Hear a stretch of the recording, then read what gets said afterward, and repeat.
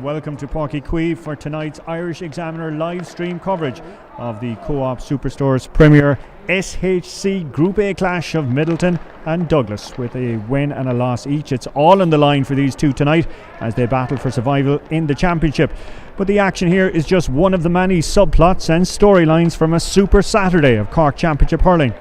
Given all the drama that is about to unfold, we have assembled an A-team of analysts tonight with Mark Landers, Shawnee McGrath and Kieran Murphy alongside me here in Páirc Uí Chaoimh. Before we start to crunch the numbers and get their thoughts on tonight's action, let's hear from the Douglas and Midleton camps. Earlier this week I spoke with Midleton manager Ger Fitzgerald, but first let's check in with the Douglas boss, Mark O'Callaghan. No, Mark, thank you so much as always for your time ahead of a make or break weekend. It is that. Were you expecting that it was all going to come down to the final weekend? Yeah, right from the off. It was always going to come to the Midleton game. Even if we had beaten Stars the last time, lose to Midleton, and we were still going to be out on the points difference. So it was always going to be the last game, win or bust.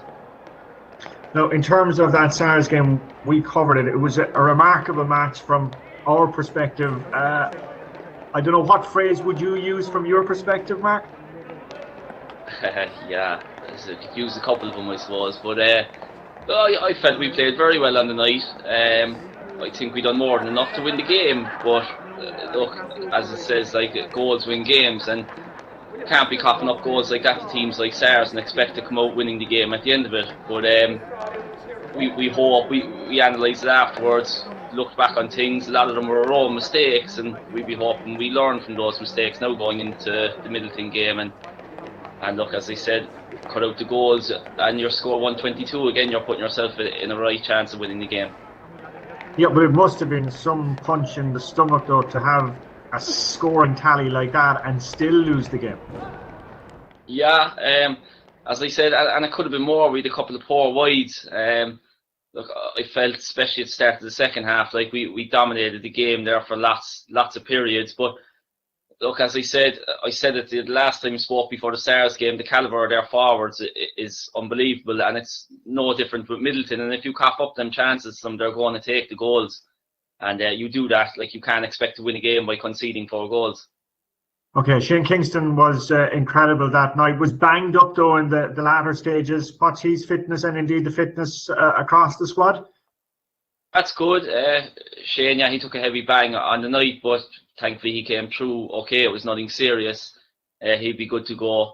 I suppose Donnacha Murphy and Brian Turnbull are the major ones who missed out on the SARS game. No. Thankfully, again, everything seems to be going their way, winning their battle. It's I suppose it's whether they can see out to 60 minutes or not will be the big question. But we're hoping to have everyone clean, fit, good to go. Okay, and finally, it is make or break. No safety nets here. All systems go, and everybody, I suppose, realises that fact. Oh yeah, big time. We know what to make of. This is, as everyone's saying, it's proper championship hurling here now. It's knockout. You have to go out, give it your all, wear your heart in your sleeve, and hopefully you come out of it, or else you're waking up Sunday morning out of the championship. No, Jared, thanks so much for joining us. I'm not going to talk about tonight's game as the starting question. I'm going to go back a couple of weeks. The SARS game, we were at it. You were desperately unlucky. Talk to me about the team speech in Páirc Uí Chaoimh just after that. I'm not sure that we were desperately unlucky. I think, to be fair, Stars were better than us on the night and finished stronger. In terms of the team speech, it was really a situation where we had to focus the lads in the next game. We didn't have a whole lot of time to recover. We were playing Ballyhay the following week, and we just knew from then on in really that every game we played was going to be knockout hurling. So really, that was the speech. We were we were happy enough. We were happy enough overall. We were disappointed with a few aspects of our game. We are a sort of a work in progress, and we're developing through every game we play.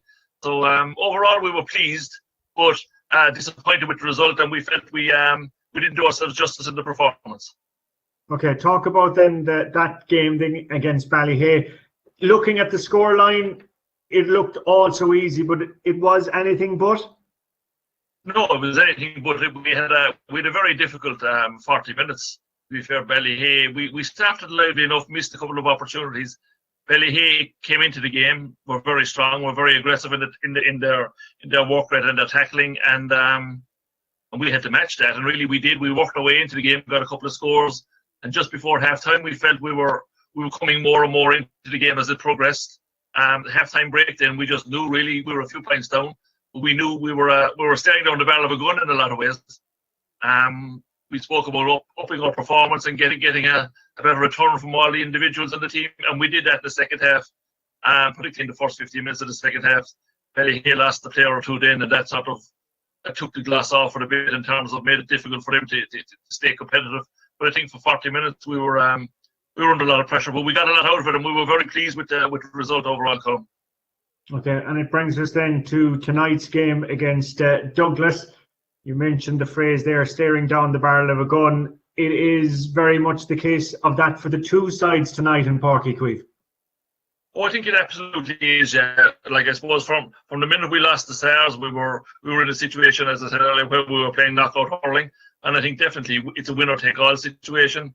It's great. It's great excitement, and it's going to be obviously brilliant for the team that comes out on top, and then for the team that doesn't really, they're out of the championship. So that's a difficult scenario, but we're looking forward to it. It's a great challenge. Douglas are a seriously competitive team, and they had a fierce, good performance against Stars, but particularly unlucky to lose that game. I thought the injury that Shane Kingston suffered that night had a big influence on the outcome overall. So I think we'll be up against it, but we're looking forward to the challenge. We've prepared very well. So it's a great opportunity for us to display our wares in Páirc Uí Chaoimh, and we're excited about that. And indeed our thanks to Ger and to Mark for their time during the course of the week. Beautiful evening here in Páirc Uí Chaoimh, getting a slight bit chilly as we're heading closer and closer to September. But I'm lucky to have three hardy men up alongside me here in the commentary box. Mark Landers, Shawnee McGrath and Kieran Murphy. Lads, very welcome first of all. Super Saturday was the phrase that I used a little earlier. This new format of the hurling championship in Cork has definitely proven to be just that. Yeah, it's fantastic, Colm, and a lot of the games that we've covered already this year, we've said how enthusiastic and the life that has been breathed into the championship at all grades. I suppose tonight we're probably the biggest game, because I suppose you have two of the main teams, Midleton and Douglas, playing, and whoever wins tonight go through to the next round of the championship. And by virtue, the tables are 4-2-2 at the moment. Stars are 4, but Stars are automatically through because they have already beaten the two teams, Midleton and Douglas, so they can't be beaten on a head-to-head. So I suppose it's great in the overall context of things. The championship has been fantastic so far at all grades, and we're really, really looking forward to an exciting game this evening. Okay, well, you were crunching the figures there on the Senior A. We'll be talking through all the tables a little closer or a little later in the programme. Shawnee, I'll bring you in there. You concur with Mark in terms of the excitement that this new format has generated, and some might say the question is, why has it taken us this long to get here?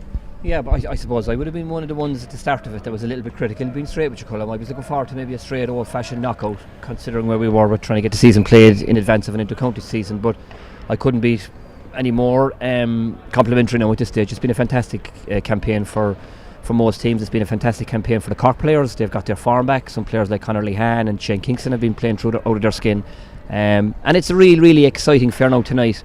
There's loads of permutations that could result in teams getting through, teams not getting through. Last night was incredible with Corsi Rovers getting through. It was a dramatic fair, so really looking forward to it. There's top players on view. Looking forward to even seeing the style that Ben O'Connor has impacted on Midleton, who would be classed, I suppose, as one of the traditional teams in Cork hurling, and would have played a very traditional style over all the time. I never remember Midleton really playing terribly tactical game, get it into the front forward line quickly. But Ben as a hurler was one of the best that played the game. We played him last year up in Mallow, against Charleville, and we should have been beaten, to be honest. We were lucky to get out of it. A couple of late scores from David Bustede and Paddy Cunningham got us out of jail. Donald Cronin at 35 came on and changed the game. But Ben introduced the game that night that we struggled big time to counteract, and it'll be interesting to see how he adapts. So just reading Luke Farrell this morning in the paper, what he said is that he's kind of using what's available to him and not just making huge wholesale changes, adapting to what's there and then impacting maybe his running style game that maybe he had with Newtown. So I'm looking forward to seeing that as well. Okay, Kieran, just bringing you in on that there, how difficult is it to sell a new format, a new style to a traditional club like Midleton? Yeah, look, I suppose that was the challenge for Ben at the start, but I think Ben, he's smart enough to know that you just can't come in and do sweeping changes straight away, and you probably saw that against Stars in particular in the first round. There was just a few small signs of what he probably wanted to introduce. There was still a lot of Midleton's kind of traditional style of play, but certainly against Ballyhay then you could see that Ben had a little bit more time to work with the team, a little bit more kind of possession ball in around the centre, running off the shoulders, and it's going to be really interesting to see that here now tonight, especially in Páirc Uí Chaoimh in the wide open spaces, because if Midleton can execute what Ben is trying to bring in, certainly inside here is the one place where you get the most benefit out of it. Okay, well, we'll get back on to the actual teams here tonight in a few moments' time. Raf alongside me is just going to bring up the tables there for tonight and for the Premier Senior Hurling Championship in general, Group A, Group B and Group C. You've been crunching the numbers here next to me. Yeah, well, I suppose, look, I'll go through the first group there, SARS, Midleton, Douglas and Ballyhay. So at the moment, as I said earlier on, SARS are through, they're qualified. The question is whether they're going to go straight to a semi-final, and there's only one team can go to the semi-final column, and that's between SARS, Blackrock and Glen Rovers. The first job all three teams have to do is win their own game this evening, and then at the end of that it's going to be scoring differences. And just to bring in the Senior A Championship earlier on today, Father O'Neill's finished on plus 34 points, Charleville finished on 31 points, and Kanturk finished on 30. So 1 point separated Kanturk and Charleville from being in the semi-final directly, and only 4 points between the top team and the second or the third team for actually another. So that just shows how close it is, and I think something similar could happen here, because you have Glen Rovers on plus 16 points and you have Blackrock on plus 16 points as well, and then you have SARS that are playing Ballyhay. SARS will be expected to put up a big score there this evening, Colm. So we'll just have to wait to see how the evening will play out. But in terms of SARS will be in the top slot by the fact that they've already beaten Midleton and Douglas, and Midleton and Douglas can only get either 1 or 2 points tonight, so they'll either be on 3 or 4 points at the end of the game. Shawnee, I'll bring you in then. I'll have to give you Group C to run through. Spicy one tonight, just down the road. Yeah, I suppose there's a couple of things at stake. Number one, there's bragging rights. There's Northside bragging rights. There's great tradition between the Glen and PSHC. I suppose PSHC over the last couple of years haven't shot the lights out. They got to a semi-final, I think, a couple of years ago. They had a change of management this year, and Colin Sullivan, Tony's brother, is involved, and he has PSHC running through his veins. A real old style, great player on his own day. So, but a permutation there is that if PSHC win, they go on 5. They top the group, and the Glen sit on 4. And depending on how other games, what happens is, I think, is if SARS finish on 6, then it's the top of each of the groups go directly into a semi-final. So it's unlikely that Ballyhay will beat them. But if they do, PSHC could find themselves going from 3 to 5 and qualifying automatically for a semi-final as well, and avoiding the likes of UCC, who look like the team to beat now. So what's at stake as well, I suppose, huge game, is Carrigtwohill and the Bears. I mean, the Bears find themselves now potentially facing down a relegation battle, which I suppose for a traditional club was something that they didn't expect. There's a bit going on out there, and management have changed around, so that's a huge game for them below as well. And we saw the game with the Glen and Carrigtwohill, pitches like Cove. That game tonight is down in Carrigaline. It's a tighter field. It mightn't suit, as I keep using the word traditional, but teams that are used to playing in the park and Páirc Uí Chaoimh, those tight grounds mightn't suit them. So that'll be a huge game as well for St. Finn Bears. Okay, and Kieran, you've been scribbling away furiously down there. Erin's Own is the game to watch tonight in Group B. Yeah, certainly. I mean, that is a key game there. It's a kind of a winner takes all. It's going to be really interesting. Erin's Own without Kieran the Hero Murphy, who's made a massive impact to them this year when he's come on and played in their games. So he's going to be a big loss for them tonight.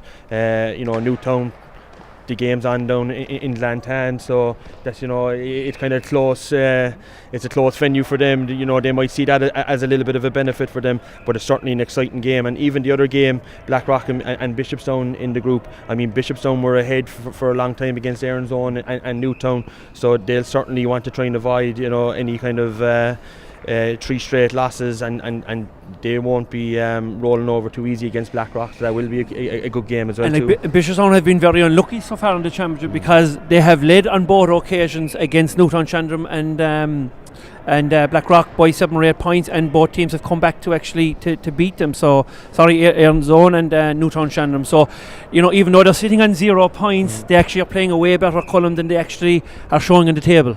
Okay, well, I just want to maybe run through the actual permutations, because we'll be crunching the numbers as the night goes on. So how it will be ranked will be teams 1 to 6 will be ranked as follows on completion of the group tables, which we'll know at around 8:15, 8:20 tonight. So number 1 will be the top group winner.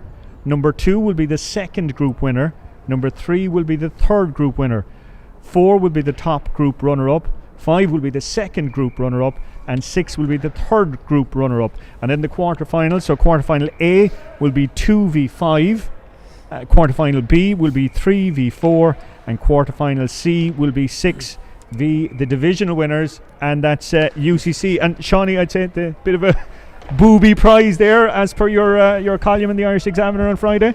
Yeah, like you get a sense Monday morning, you know, I think got a sense of my own club, you know, Immokelly are gone, you know, all the teams have a chance. But like if UCC have everyone turn up, and if the championships and the likes of, you know, well obviously Shane Conway, Lixnaw are gone, so he's going to be available. The lad Montgomery is down in Waterford. Like if all these fellas are Abbyside, if they're all available, UCC are a formidable outfit. Owen McCarthy, Shane Barrett, you know, McLaughlin, is it? Like they're all top quality players. You know, okay, you could argue that Immokelly weren't at full strength. Everyone was talking about Shemi Harnedy missing, Paddy missing, Decky Dalton missing, but they also were missing the 2 Spillane, so you got to take that into account. But UCC tradition, certainly my time, and Mark will remember as well when Immokelly was strong. Like UCC contested the 99 and the 01 county finals very, very, when they get everyone out, they're as good as anyone in any championship. Yeah, but I've often found that UCC will always play well against probably the best team in the county at the time. And the fact that Immokelly had won the last 3 counties, I thought there was an extra incentive in it for UCC. They got the max out of their team on the night, and I suppose the biggest question is whether they'll have the Paddy O'Loughlin's and players like Montgomery, whether, you know, they're still involved in senior championship in their own county as well, and you know, it's very, very debatable. But the big thing for me coming out of the UCC game last weekend, Colin, was the fact that there was 6 players from the Musgrave division, from we said junior and intermediate teams, that were playing in in the senior club championship. Like, they will be gone out of UCC in a number of years, and they'll be going back to the Musgrave division, and that's what Immokelly was led on from day one, was giving junior and intermediate players an opportunity to play a senior hurling. So like, if I was in the Musgrave division now, I'd be saying to myself, UCC are doing massive work for our clubs, because they're giving like, take Carol Walsh for example. He played senior for UCC last Sunday night. He didn't start for Ballincollig last night. Okay. So he's got massive experience out of UCC. Okay, well, the clock is ticking towards starting time here in Páirc Uí Chaoimh. In the background you can hear the PA announcement on tonight's team, and that leads us nicely into bringing up tonight's team. We're going to start off with the Douglas team. Very Donald Marin goals, Brian O'Neill, Conor Kingston, Dylan Ward, Owen Cadigan, Mark Harrington, Killian O'Donovan, Cian Baldwin, Steve Moylan, Owen Dolan, Shane Kingston, Mark O'Connor, Alan Cadigan, Shane Dunnigan, and Andy O'Connell. Kieran, I'm going to bring you in down there. No Brian Turnbull again. How big of a blow is that to Douglas? Yeah, quality player. You know, the last day he was missing against ours as well too. And what it does is, if you have Alan Cadigan and Brian Turnbull inside in the full forward line, you have a real worry about trying to keep both of them quiet. Whereas if you've just one inside now, which would be Alan Cadigan tonight, it just gives you that opportunity to maybe just lean on that side and maybe crowd out Alan as much as you can. Whereas if you have someone like Brian in the opposite wing, you have to respect both of them, because both of them can do serious damage. He's a big loss to Douglas tonight, especially the way they play. They like to bring the players back. keep the space up in the forward line and hit the wings. And Brian, he's a big loss now for tonight for Douglas, and it's disappointing for him because he's a young fella who's experienced a lot of injuries over the last few years, and it would be great to see him get a run in championship hurling because he has quality and it would be great to see it. Yeah, and I think, sorry Mark, that like the likes of Brian, see, from obviously Douglas club, I'm Midleton man, but from a Cork perspective, Brian Turnbull seems to be a little bit injury prone, and I would have seen him a number of years ago as potentially a real top class player that could be another additional player for Cork, but hopefully he's not going to be plagued for the rest of his career like that. As players get that tag, and he got the minor hurler of the year, the All-Ireland minor hurler of the year, and straight out of it then he tore his cruciate straight after it, and he has been picking up hamstring injuries and stuff like that, so there's something in it there that if he got a clear run at it, he would be a fantastic prospect from a Cork perspective. Okay, thanks Mark. We'll bring up the Midleton team there as they're falling into position there. It's Joe Loftus, Killian Burke, Owen Maloney, Shayna Smith, Pádraig O'Farrell, Sean O'Leary, Hayes, James Nagel. Midfield is Sam Quirk and Cormac Walsh, Pa White and Cormac Bosang, the half forward line, Luke O'Farrell, Tommy O'Connell and Garen Manley. And as Conor Lehane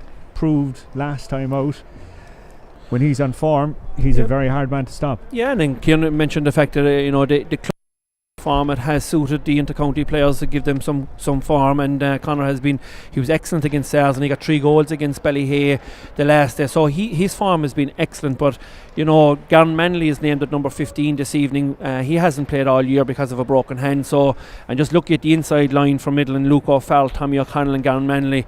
I think you won't see a 2-man inside line unless the Tommy O'Connell roves out the field and stuff like that. I can see a lot of ball being supplied into the inside line, and possibly the likes of Pa White and Cormac Bosang probably maybe playing a withdrawn role in the half hour and try and give the full forward line space and get as much early ball into the inside line, because there's massive pace in that inside line for Midleton. Yeah, and I mean, when you're talking from again a Cork perspective, fellas like Pa White and Cormac Bosang, we had Pa, he's pushing on. 2011 he was a minor, I was selected with John Constantine, 9 years on, 27, but he's still a quality player. He's probably on a goal a game. He got a goal I think the last day. Bosang as well, 2 years ago we were down here with the Glen 2018, he came from nowhere, he was only a young fella, so there's fierce potential and pace inside there, and it'll be a real shootout when you go up to the Douglas side as well. Kieran has mentioned Cadigan, but Shane Kingston has been a revelation so far this year.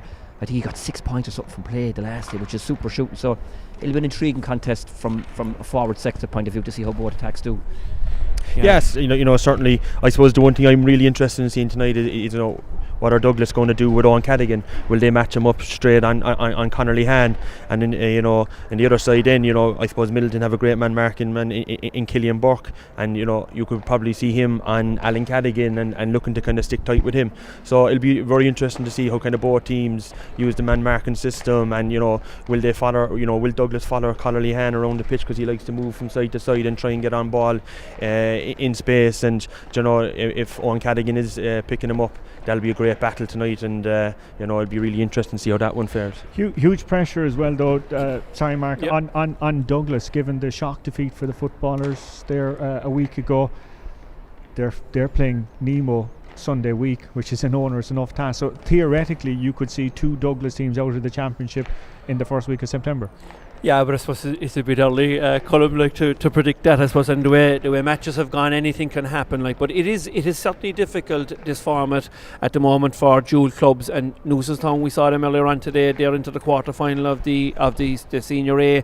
They're playing football again next weekend. But I think clubs just have to kind of, I suppose, grind their teeth on it at the moment. But I suppose tonight for the concentration on the Douglas hurling team, and I think a lot of the hurlers in particular in Douglas have made a commitment this year to probably concentrate on the hurling more than anything, and the footballers in the same situation. But the other match-up, I suppose, there, and we mentioned Shane Kingston, he's in a great vein of form, but I'm really looking forward to Sean O'Leary Hayes, because he's a really, really good talent as well.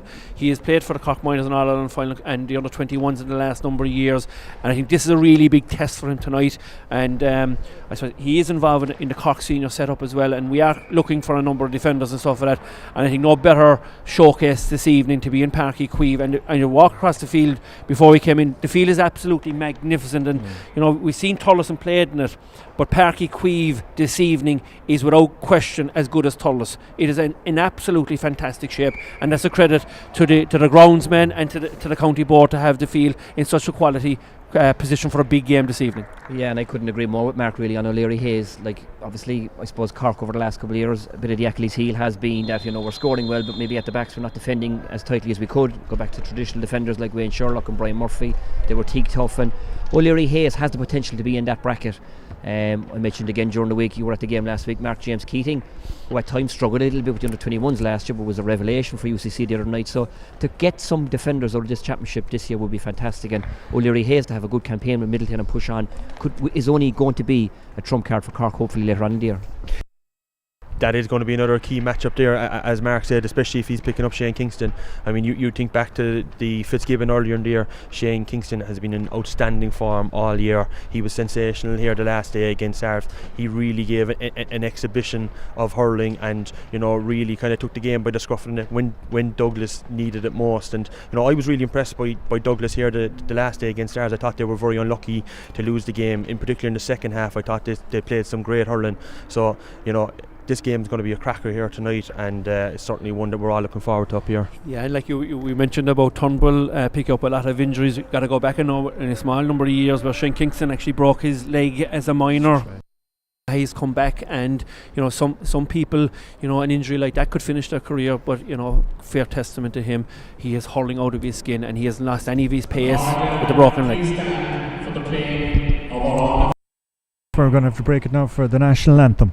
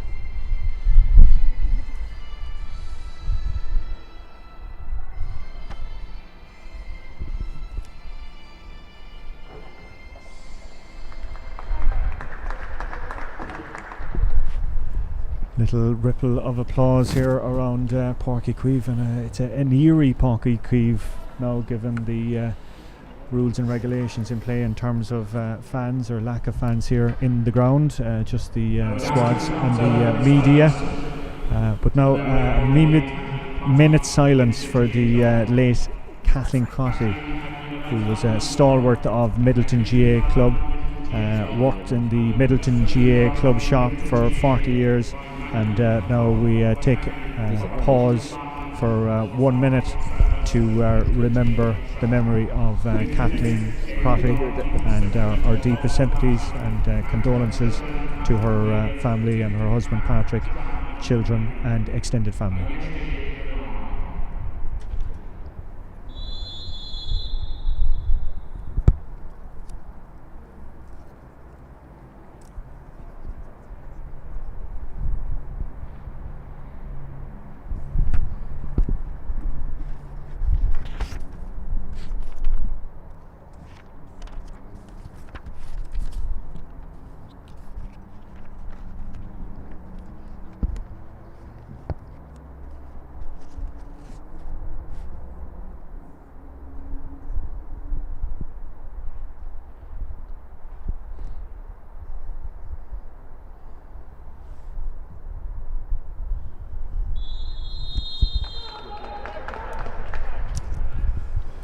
Referee Simon Stokes is in the middle of the field, and we're off and underway in this make or break Cork Premier Senior Hurling Championship clash. The Co-op Superstore sponsored, and indeed sponsors of our coverage here tonight, and it's first blood for Midleton.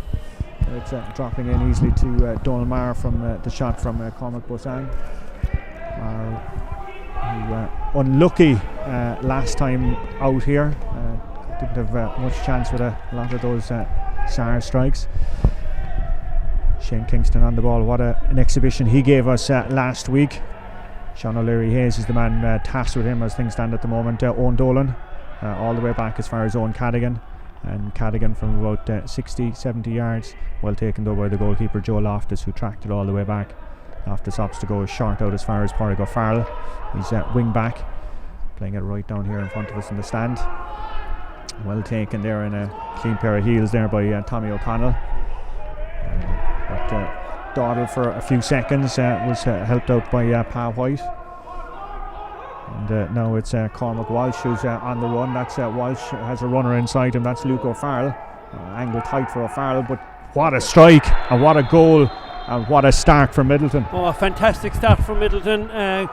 Tommy O'Connell had won the ball out in the half-forward line. He looked like he was ducking in to play for a free. The ball is broken inside, and Luke O'Farrell has finished to the roof of the net. But the big thing, Colm, is that Brian Turnbull has actually started for Douglas. They're going to need his scoring talents, given the body blow that they've just suffered in the opening seconds here of this clash. Farrell, it looked like the angle was tightening on him, but just the defence back off him, and you can't give the likes of Luke O'Farrell an inch, not to mind a yard, and he swallowed it up, and they paid the ultimate price on that occasion. Unlucky there by the wing back James Nagle, as Owen Cadigan was in a foot race there, and it's gone out for a sideline there on the far side of the field. I suppose the other thing, Colm, is that Alan Cadigan has started as centre forward, Shane Kingston has started inside, and Sean O'Leary Hayes has followed him. And Kieran had mentioned at the start of the game that possibly would Mark Harrington pick up Conor Lehane, and he has, and Owen Cadigan has stayed a right half back. And you mentioned Mark Harrington there, and a huge shoulder by Mark, and the shot that came has drifted wide. And how Douglas badly need a score to settle them after the concession of that goal in the opening minute. Just to mention as well too, as part of our Co-op Superstores coverage tonight, we'll be keeping track of the other games in the Premier Senior Hurling Championship, and after tonight's match we're going to have a programme here for about 20-25 minutes, provided hypothermia doesn't set in here for Mark Landers here alongside me, and we'll be discussing tonight's action here and across the grades as well too, and looking at who's heading into the knockout stages of the championships in the various divisions. Cormac Bosang was the man on the ball there, aiming it in towards Tommy O'Connell, but beaten to it on this occasion. Great play by the full-back there, Conor Kingston, who's gone to ground, but manages to get the offload, and Douglas trying to manufacture something from Cian Baldwin in a great foot race inside there, and the man that wins it is Alan Cadigan. Cadigan with a blaster of a shot and over, and that's definitely a sign of things to come when he gets it. Start for Sean O'Leary Hayes as well too. Shane Kingston on 2 balls, and he's after dispossessing them twice, so that'll probably settle Sean down. Sam Quirk is the man on the ball there. First time ball in towards the corner. It's going to be a race to keep that one in play. Did ever so well there, the corner forward. Here comes Midleton, a shot, and that's gone over and there was a follow through there on Conor Lehane, caught on the face there.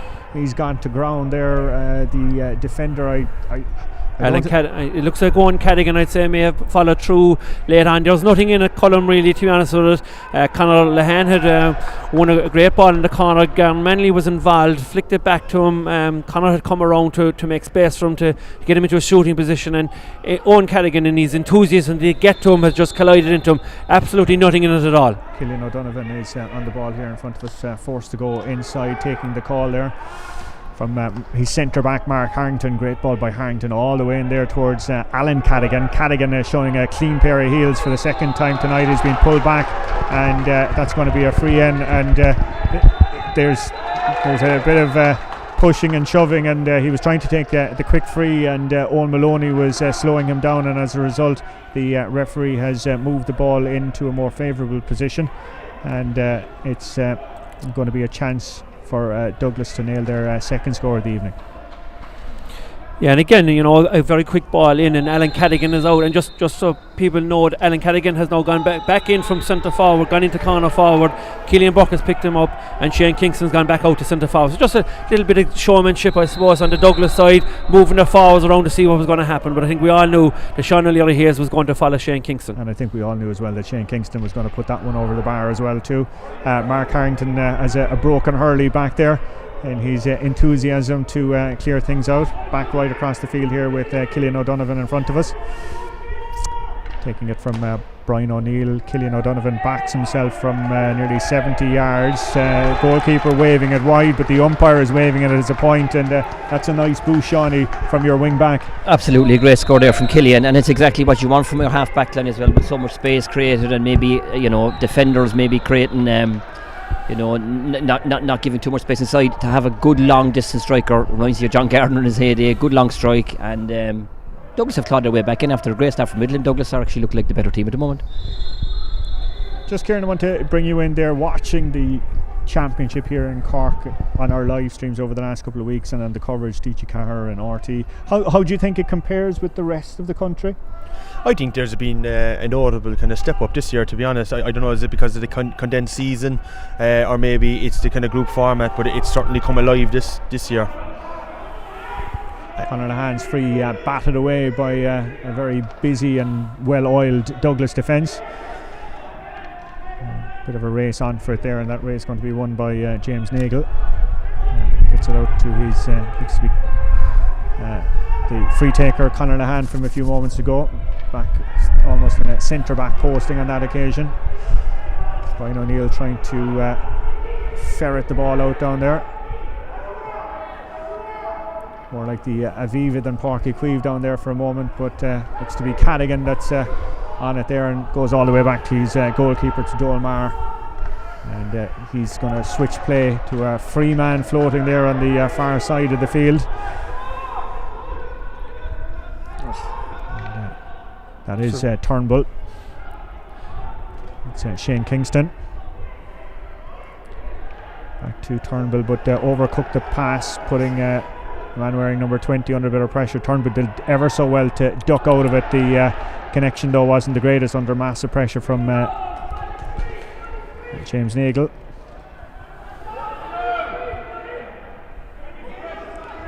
And it's back with Midleton on top of Cillian O'Donovan there. Takes a heavy blow there as he was trying to get away from Tommy O'Connell. And I'm sure the referee telling Tommy just to calm things down there a small bit.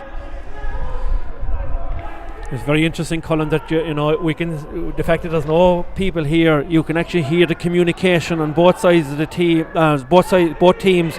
The players are all communicating fierce well with each other, and I suppose that is one of the biggest things with the Premier Senior Championship, is the amount of communication that's going on in the course of the game. Great play by Mark Harrington, rides about 3 or 4 tackles, and in the end Owen Dolan looked to have fouled the ball there, and referee stepping in. And just one point as well, I kind of contradicted myself a while ago saying that there was space, and there wasn't space, but just that last cameo there where Brian Turnbull had it and he kind of topped it, even though they seem to be creating space inside, whether it's poor striking or they're not putting it into the direction properly, like there is a little bit of messing going on, and like what they're trying to do, I think, inside is Douglas create space for Owen Cadigan, but the delivery inside hasn't been great, and they're overcomplicating it a little bit, I think. Sean O'Leary Hayes, a wonderful pass there to pick out Cormac Bosang there on the far side. He shot though trailing off wide, but 9 minutes elapsed. It's 1 goal and 1 point to Douglas's 3 points, and I'm sure, lads, fair to say Douglas will be relatively happy after conceding a goal within 60 seconds to be where they are. Yeah, absolutely, and they've got back into it. And but I would say, in the overall context, I think, Colin, both teams are getting on enough ball. Players are into their rhythm now. I think they've, everybody wants to get the first shot on and get their hands on the ball. A great score there from Cormac Welsh now in the middle of the field. But in general, it's very, I suppose, it's very competitive is the first thing, and the hurling is of reasonably good standard, good quality, and I think both teams are going at it hard. You're watching the Co-op Superstores sponsored coverage of the Co-op Superstores Premier Senior Hurling Championship game being live streamed here on the Irish Examiner, and we're delighted to be able to bring you these games in these strange times. Cillian O'Donovan backed himself from distance a little earlier. Cillian O'Donovan has backed himself from distance yet again, and that's a fine score, Kieran. Yeah, that's a great score, and we can see it perfectly up here. Both teams are keeping their half back lines back in their positions. They're happy to leave the wing forwards go way back the field, and it just leaves space for the likes of Cillian then, that if you can play that ball out to the side, he's there for a long range point. It trundles off the foot there of it looks to be Donncha Murphy, who's on there wearing number 21. We didn't see who made way, what the change was, but Donncha was the man who touched the ball last there. Cormac Walsh, who scored that fine point a few moments ago, taking the sideline cut, but well marshalled by Brian O'Neill down there, and walked out just in front of us here in the stand. But bit of a hook, second time of asking there from Cian Baldwin, and a great run there, but being pushed out over the side, and he managed to get the ball away. That was Owen Dolan who took the heavy shoulder, but the referee deemed he was still in possession, or the linesman at least deemed he was still in possession and couldn't get the ball. Yeah, it was a very good shoulder from Padraig O'Farrell from right half back from Midleton. Real decent shoulder to shoulder, and a good play by the referee Simon Stokes. He's letting the game develop and materialise, and any of the frees that he's awarded were legitimate frees, but he's leaving the game flow as best he can. Okay, James Nagle taking the sideline there. Taken by the midfielder, and that was Sam Quirk on right across the field. He's full forward to O'Connell, half blocked, and just did enough to take the sting out of it. Cillian O'Donovan is sitting in the pocket. We've seen that time and time again. He's a great outlet for his goalkeeper Donald Marr, and ball across the field, but has fallen back to O'Connell. It was a bit of a risky effort by the wing back. It's Cormac Boasang there that's getting the shot off, dropping it in towards the 14-yard line, 21-yard line, back as far as the centre forward, and surprisingly you don't see that too often. Conor Lahan driving it wide, but the referee had spotted something there in the build-up, I think, and has given that a free. And we're only calling it now after 12 minutes, but sometimes you get a bit of luck. I mean, it was a point that Conor should have knocked over the bar himself. He shouldn't have been relying on the referee Simon Stokes to bring the ball back. And just in the passage of play before, and Tommy O'Connell had won a great ball off of Conor Kingston. He went one way, but he went back the other way, Colm, and gave Alan Cadigan the opportunity to go back, and he actually just got in the slightest of flicks for a ball that should have been over the bar. Like with the space that you have in Páirc Uí Chaoimh here, Tommy would have been better off to go directly at Conor Kingston from the word go, and no need to come back and take a second bite of it.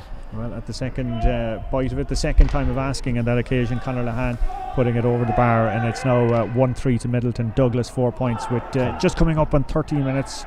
We'll have our water break now coming up quite shortly. Pa White is the man, loses his footing there. Had a runner behind him, that's James Nagle. We saw a number 7 for Douglas doing spectacular things in the last few moments. We're seeing one from Midleton doing right now. Yeah, super score and patient play. I mean, the last score there that maybe Midleton want to do be free from was a great passage of play from Cormac Boasang into Luca Farr. Lucas looked very sharp, and in that passage Pa White stayed steady, pop pass back, and a great finish.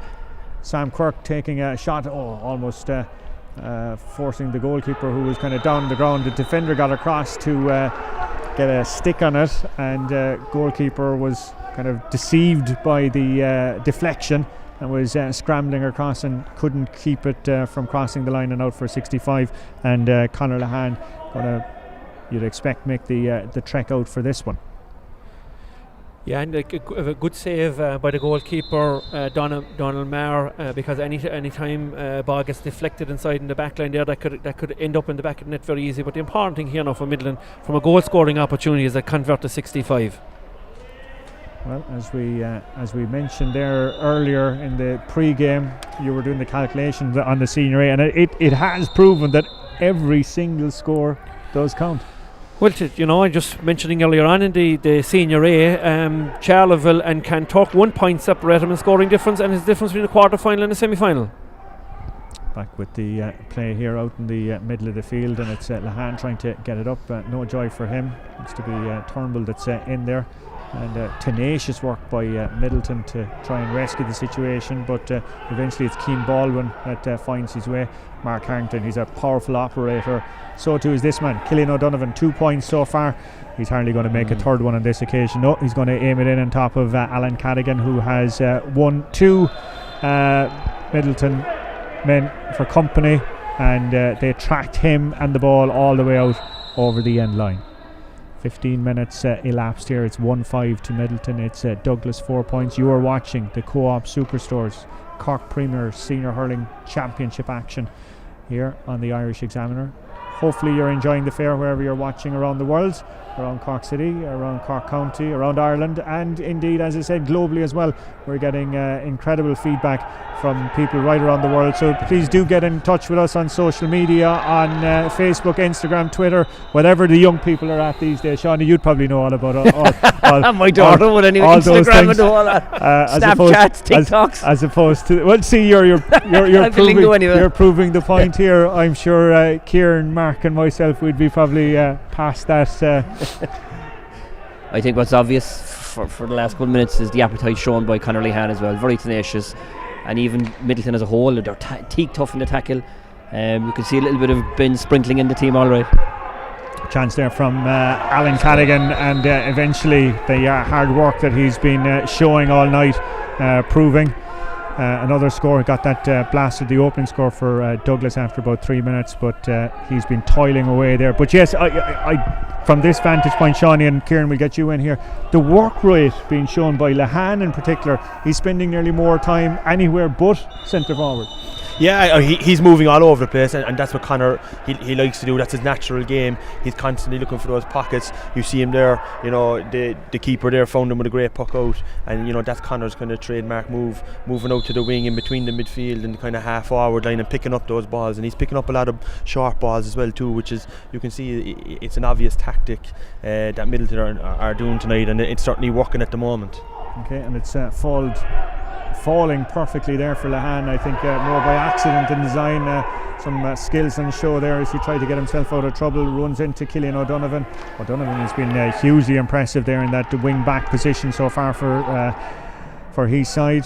Not on that occasion though. His connection out as far as James Nagle, who in turn fed Cian Baldwin, who's gone back to his centre back to Sean O'Leary, or Sam Quirk should I said, instead of Cian Baldwin. Sean O'Leary Hayes getting the shot off in the end, and that's pushed it out to 1-6 to 5 points in time now for the water break. Yeah, big score now for Midland right before the water break, and it's to be fair, both teams wouldn't mind just to maybe get a few words into the players at the moment, but I think in the overall context, I think Sam Quirk had done very well in the middle of the field as well there. Won a 50-50 ball, had been swung around, lost his hurley but offloaded as well to Sean O'Leary straight into his hand, and struck a great ball off his left hand side. I suppose it's noticeable as well as Shane Kingston, I don't know, is he getting on a whole pile of ball at the moment? He's not. I think like the tactic is get it in as quickly as possible to Alan Cadigan. When he gets it in there, he probably does have the beatings of Cillian when the right ball is played in there. Obviously Cillian, half back line, what's his name, Cillian O'Donovan, number 7, has played excellently, but definitely if they can get quick ball in there, and maybe look, Shane is out the field. If Shane was inside and they did a swap, you know, you might have Shane and Alan inside maybe picking up breaks, but Midleton are playing very well. I think they're very patient. You can see the tactic is, if you get bottled up and you go down a cul-de-sac, no aimless stupid shooting, turn back and find a man in the best position, and that's very notable in Lehan as well. And they've also brought Tommy O'Connell out as a kind of a second centre forward as well. They're playing Luke O'Farrell and Gavin Manley in the edge of the square, so I would expect if they start that tactic again, you can see a couple of diagonal balls going into the corners, because the two lads have a fair bit of pace. Just some of the scores that we're getting into us on Twitter. The Bars are 9 points to no score up against Carricktool. It's 6 points apiece between Bishopstown and the Rockies. Those are latest scores from the last couple of minutes. Some of the games obviously gone into water breaks as well. Glen Rovers 1-5, Napiercig 2 points. You'll be delighted to hear there, Shawnee, and that's I think heading towards their water break as well, so we'll be just keeping an eye on those scores on the social media. Alan Cadigan getting the shot off there, and Alan Cadigan getting the score there. 3 points is an American player, super player, in fairness to him, and his scoring rate, like for club and county, is always around the 3 or 4 mark, and already after 15 minutes he has. Like Killian Burke spent a year in the UK last year as well, and the question is, would Midleton be considering moving Shane Smith over on him, because anytime the ball goes into Cadigan, he looks like he's the beating of Killian Burke. Mark Harrington putting Owen Cadigan under pressure there, losing the ball, and it's a chance here for Midleton for their full forward for Tommy O'Connell. Looked for a second there, he had another yard or two to take.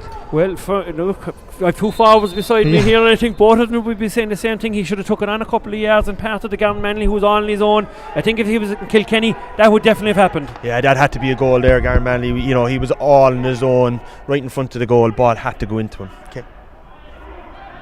Let off for Douglas, back at the other end of the field, and the ball spills off Shane Kingston. He was the star of the show when we were here 2 weeks ago, Mark. A much quieter night from him tonight. At the moment, it's still very early. There's only 20 minutes gone in the game, but I mean, it's noticeable that he hasn't been on a whole pile of ball. And I think, as Shawnee remarked, the ball, Douglas seemed to be playing the ball in longer, more into Alan Cadigan more than anything. And that's, I suppose, down to the competitive nature that we're seeing in the middle of the field, and maybe in the Douglas halfback. There's a lot of play in that position there, and if the Douglas halfbacks midfielders get a ball, they seem to be delivering it long. They're not going through the lines, and they're not going through the centre forward position at this moment in time. Another question though that has to be raised is he was pretty banged up in that game, so the concern is there some after effects from that there from 2 weeks ago? Looks, by the way, just the slight little hold up there is Killian Burke.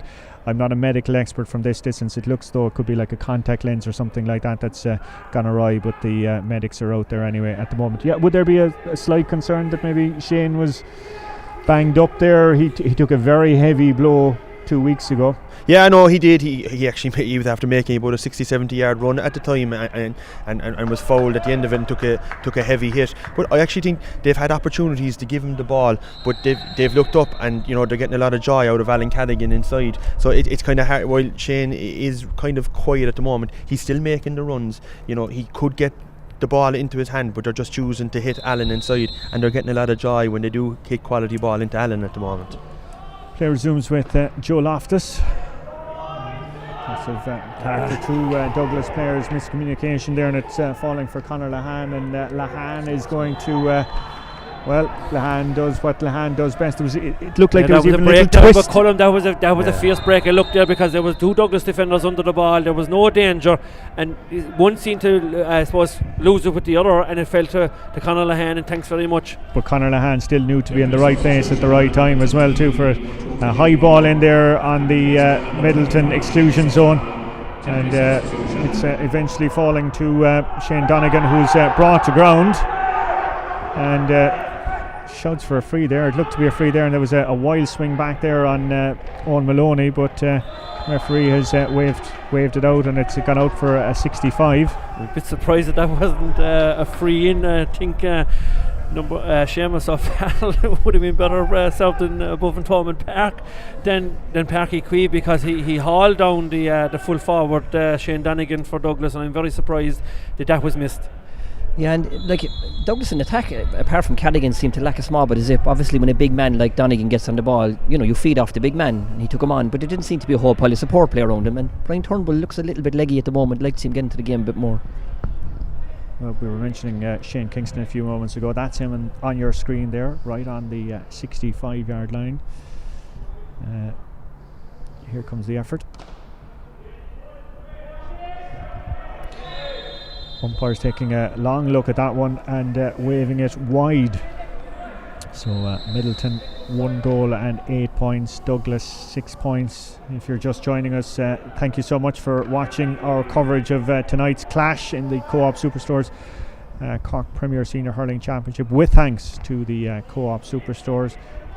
Midleton having a dream start, a goal inside 60 seconds, but Douglas have fought their way back very much into this game. Great piece of fielding down there by the actually Luke O'Farrell, is it? And the shot that's come off in the end, and it's gone over for a point. Yeah, and he's fielded a couple of balls high out of the air. There's a goal and a point for Luke Farrell, but a quality ball in from Tommy O'Connell, who has been named a full forward, but is playing out the field. Great clearance from the goalkeeper there, finding it all the way down as far as Alan Cadigan. Is that the 4th point from him tonight, Kieran? Yeah, it's the 4th point, you know, and really alert there. Great puck out from Donald and goes straight down to Alan. You know, wasn't messing about, got it turned onto his right side, which would be his least favourite side, and absolutely no problem over the bar. Okay, well, wonderful piece of skill there from Luke O'Farrell there to take Cormac Bosang's delivery, and the finish then being applied, and the point being applied by Conor Lahan. We're seeing a bit of Route 1 hurling there in the last 30 seconds between the two sides. It's just gas reading Luke's article this morning. He said he's enjoying his hurling no more than ever, and he's playing that way. He looks fresh, he looks alive, his distribution is super, and a great finish from Lahan again. Is there a feeling, Mark, or am I reading it wrong? Have Midleton gone, I won't say gone back more traditional, but have they toned down the style that we saw in the opening game against Sars? People are going to say that Ben O'Connor's going to put a running style on the team. You know, I think it's too early to. I mean, that takes years to develop. I mean, Bernie O'Connor developed the running style at Newtown Shannon, and he did that over years, Colm. So it's really early days. But I mean, what you're finding is that the Midland have a lot of quality hurlers, quality players, and they're going to, you don't want to be taking any responsibility off of any player who has the ball in his hand, and the right thing to do is hit it 70 yards into a fellow who's in a better position. So I think there's too much being played out of the fact that Ben O'Connor is in charge of the team and it's going to be a running style.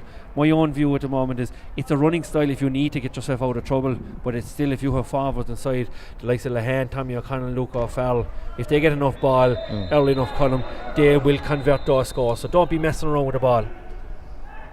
Yeah, absolutely, and I think underage as well. Midleton for the last couple of years have been very, very impressive, and fellas now coming through like, you know, Cormac Bazang and these guys, Tommy O'Connell, Sean O'Leary Hayes, they're all quality players. Couple that then, I suppose, with Ben's influence, and you've got a fairly formidable outfit. Brian Turnbull was the man that was fouled, and Shane Kingston adding the free there from about 21 yards, which pushing it to 110 to 8 points, as the sun here on our left hand side is shining atop us. Another man that's shining, well, commentators cursing that one. I was going to give Cormac Bosang the credit on that one. Mark Harrington on Route 1 by Mark, dropping it dangerously in, but the Midleton defence are back in force, and it's out with Sean O'Leary Hayes in forced to go long, and drops it. Well done by Killian O'Donovan down there. Super play by O'Donovan on Route 1 as far as Shane Dunnigan, but no joy for him. Back to Sean O'Leary Hayes. Nice ball by him as far as Pa White. Good turn by White, going right across the field, but wonderful play there by the Douglas defender. Comes out to it, and it's Steve Moylan dropping it around the 21 yard line. They're trying to pick out Dunnigan more and more often there, but it's Brian Turnbull that has the ball there. Turnbull being held up, an arm around the neck. Was that a charge, or was it a free in, free out? It wasn't a charge from Turnbull. It was good defending, I thought, from Midleton, that they actually stood him up and they forced him to turn around, and he actually was offloading. And to me, I wouldn't have given a free myself personally, to be honest. I'll ask an attacker. Shawnee, was that a free? It wasn't, but you know what? If you're a forward, you'll take it. The last two balls Turnbull got, he's after getting 2 frees. That'll do his confidence no harm at all. Shane Kingston standing over this one. 1 goal and 10 points to 9 points is the score, with 28 minutes elapsed here in this Co-op Superstores Cork Premier Senior Hurling Championship clash. Yeah, like what's noticeable there now at the moment is it's kind of Mark Harrington's position. He's playing centre back and he's getting caught a small bit in no man's position, because Midleton are hitting the ball over his head into the full forward line. And you know, just looking at Alan Cadigan here now, taking on this man, great goal opportunity. Cadigan from 14 yards, well held up by the defender, by the full back Owen Maloney, just perfectly positioned, because the goalkeeper was already in mid-flight, but Maloney stopped the danger. Cadigan must have covered about 20 yards there.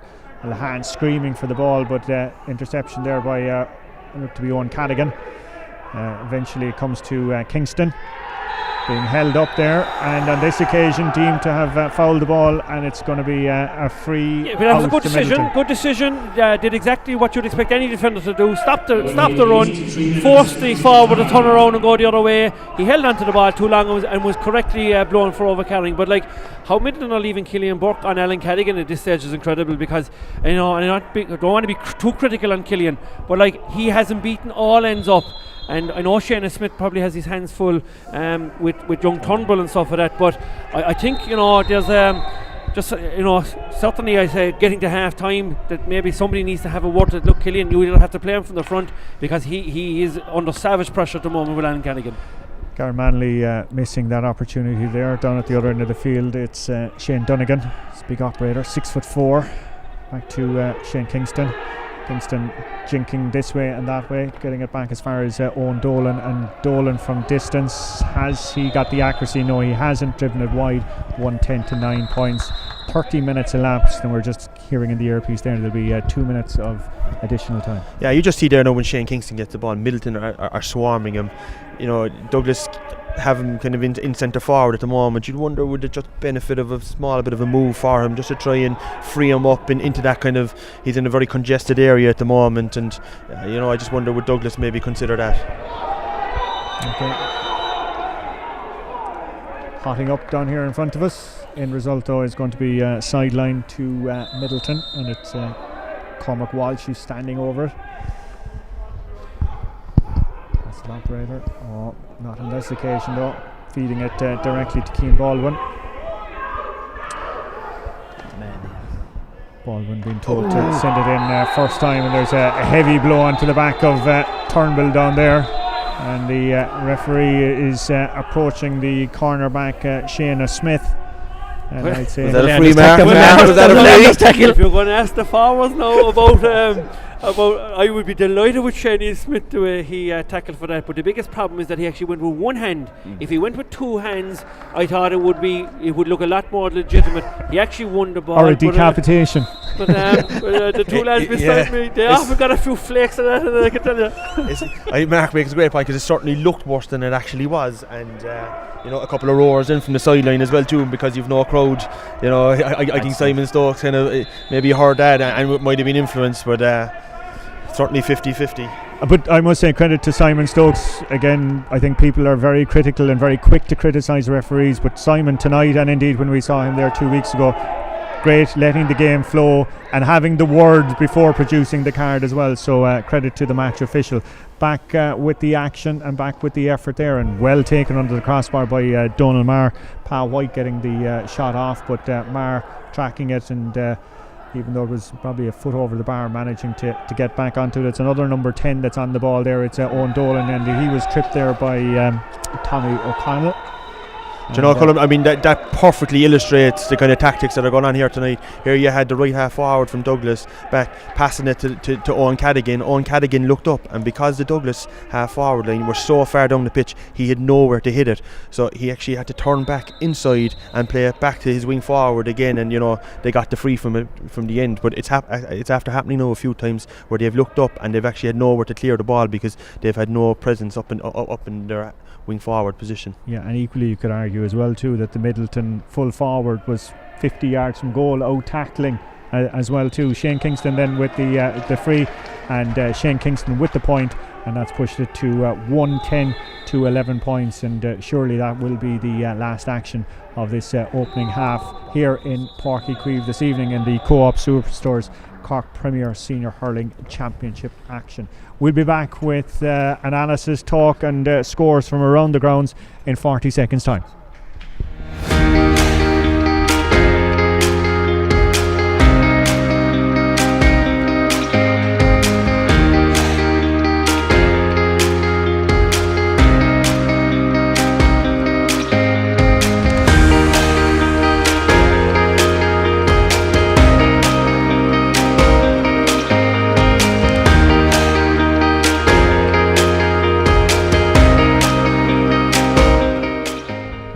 Welcome back to Páirc Uí Chaoimh on this beautiful evening here in Cork. It is the Dairy Gold Co-op Superstores Cork Premier Senior Hurling Championship game being live streamed right around the world by the Irish Examiner. Now, it's a big night tonight here for these two teams, but it's a big night for a host of teams in the competition, and Mark has the latest half-time scores from around the grounds. Yeah, currently at the moment is Blackrock, who are 2-8 to 8 points up against Bishopstown. Glen Rovers are 111 to 8 points up against against the Piershik in the Northside Derby. And the Newtown Chandram are 111 to Aaron Zones 1-5. And the big result coming from Carrigaline at the moment at half-time is the Bears 114, Carrigtwohill 4 points. So that's the last game is SARS 114, Ballyhay 8 points. So nicely poised at the moment. Blackrock, who have a 6-point advantage at the moment, they're in the driving seat. Glen Rovers, have 6 points up as well. So they're actually still level on points at the moment. And SARS, who 17, 9 points. So I suppose it's all to play for still. Like that's It's intriguing because I think the scoring difference is the exact same as well, is it? Blackrock are plus 16, Midleton are plus 16, and both of them are 6 points. So. That's right. That's right. And SARS have 9 points onto their 5 at the moment. They're still a nice bit behind. So it's like if SARS want to get through to and just to, I suppose, to remind people, there's only one semi-final spot up for grabs tonight. There's going to be 6 teams left in the draw to make it 3 quarter-finals. That makes up the 4 semi-finals. So there's only one semi-final up for grabs. And at the moment, all 3 teams are still in a position for that. But maybe you'd expect SARS would want a few more scores, Kieran. Yeah, I suppose when you have both Glen and Blackrock kind of winning by 6 points, if they push on any bit, it's probably too big of a gap to bridge. But I suppose it just goes to add to the excitement of the whole night tonight. You have so many important games. Also you don't know what kind of wind is a factor in a number of the locations as well too. So it'll be interesting to keep an eye on it as the second half progresses, because I think we saw it last night. It's going to come down to the last puck of the game possibly. Especially with Blackrock and the Glen level on scoring difference at the moment. And just to be clear, SARS were 11 points behind both the Glen and the Rockies before the action started tonight, so they've clawed back 3 of the points that they need of the 11. So they're going to have to win by at least they have to get 8 more points to actually qualify for the top spot. So we call it the top ranking team that go automatically to the semi-final. And I think Blackrock of all the teams will probably be looking for that, because they have the highest number of dual players from a St. Michael's point of view. But we'll say with the fact, lads, that matches are coming thick and fast and teams are getting used to building momentum going week to week to week, how important is it to get straight into a semi-final? I think it's huge. Like no matter what campaign you're into county your club, the least games you can play to win any competition, the better. And particularly now, I suppose, with the dual stuff going on, it adds to it even more. Like listening to Jim Sullivan earlier from Newcestown, like their fixture list seems to be 12 dual players playing in consecutive weeks, and they're all again in the football next week. So obviously the least number of games you can play, the better. Now, they've obviously used the last couple of games to build momentum and try the players out and see different players in different positions. But I totally buy into it, Colm. Any team that can go directly into a semi-final tonight, whether it is the Glen, SARS or Blackrock, I'd be going full tilt now for the second half to build up my scoring difference. And you're obviously going to avoid the possibility of an injury if you have an extra game. But for any team that is playing football, particularly Blackrock, they have 4 starting on the football, and they have 9 on the panel altogether. I don't think there's a whole pile of the Glen lads, Shawnee, will be playing football. There'll be a few of them, and obviously then SARS. I don't think there's any of the SARS players are playing football. So that is a key thing. If SARS got through to a semi-final directly tonight, they'd be delighted, because they'd have a fortnight to prepare for a semi-final. Okay, just as well, I'm hearing that this game was the last to start as well too, so there'll be a huge long riding on this as other teams, if scoring differences and everything comes into play. So that's the word, that this was the last of the games to start tonight. The floodlights after coming on here in Páirc Uí Chaoimh. Let's talk about this game here. What a dream start for Midleton. Yeah, a very good start. Great goal by Luke O'Farrell so early in the game, and a great score to settle the team down. But the response from Douglas has been fantastic, and they have got some great scores, and particularly Alan Cadigan has been outstanding. He's got 4 points in the first half. Shane Kingston has 4 points from frees. Probably, from the Sars, the heights of the Sars game a number of weeks ago where they got 6 points on play. But it's only half time, and good quality players will always find their way back into the game.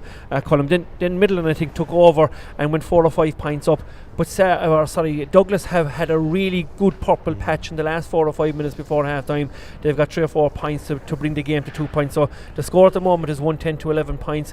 We're actually getting a text in there from a Douglas supporter to say that the score is not showing up on the screen at the moment. So for anybody looking in at the moment, we'll try and we'll continue to give you the score.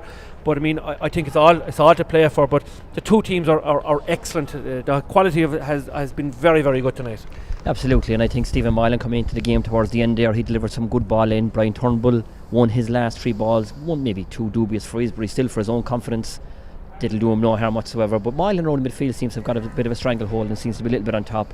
And Stephen is a good quality player. He had a number of good years with Cork. Fellas like him will always look up and give ball to the best player in the inside position. Cadigan is impressing, and then on the other side, Lee Hahn and Luke Farr look really, really sharp. Cormac Bazang is doing well. Tommy O'Connell probably should have gotten a goal. He clipped it over this time last year against Tip in the All-Ireland final, albeit they were well beaten in a similar position. He crashed it in, so looking forward to the second half here now. Okay, just in case you're wondering there on your screen, the man wearing number 29 isn't a substitute.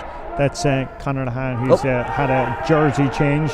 So he will be wearing number 29, and confirm as well to Brian Turnbull and Dunica Murphy are the players in for Dylan Ward and Andy O'Connell. Cries from the Midleton that should have been waved wide, but the umpire waving it over. Perfect start, Kieran, for Douglas. Yeah, a great start for Brian Turnbull as well too. Great ball in from Owen Cadigan. Didn't panic. Kind of just kept pushing the ball in front of him. Played a nice little kind of soft 20-yard ball in front of Brian. Came out, turned over the bar. Good start from him. No. And it was a start that Douglas so badly needed. It's now 110 to 11 points. Douglas on 11 points, and Douglas on the ball there again. It's fallen for Kingston. Has 2 tackles past him, had Turnbull screaming for it. He didn't need the assistance though from the young gun, and Shane Kingston spiralling that one over, and within a minute of the restart we've a level game. All square, yeah, absolutely, and great for Shane Kingston there now. Good quality score for himself. Picked the ball up, took it on 3 or 4 steps, made sure of it, and slapped it over off his right hand side. Okay, Kingston did ever so well there to intercept the puck out there from the goalkeeper.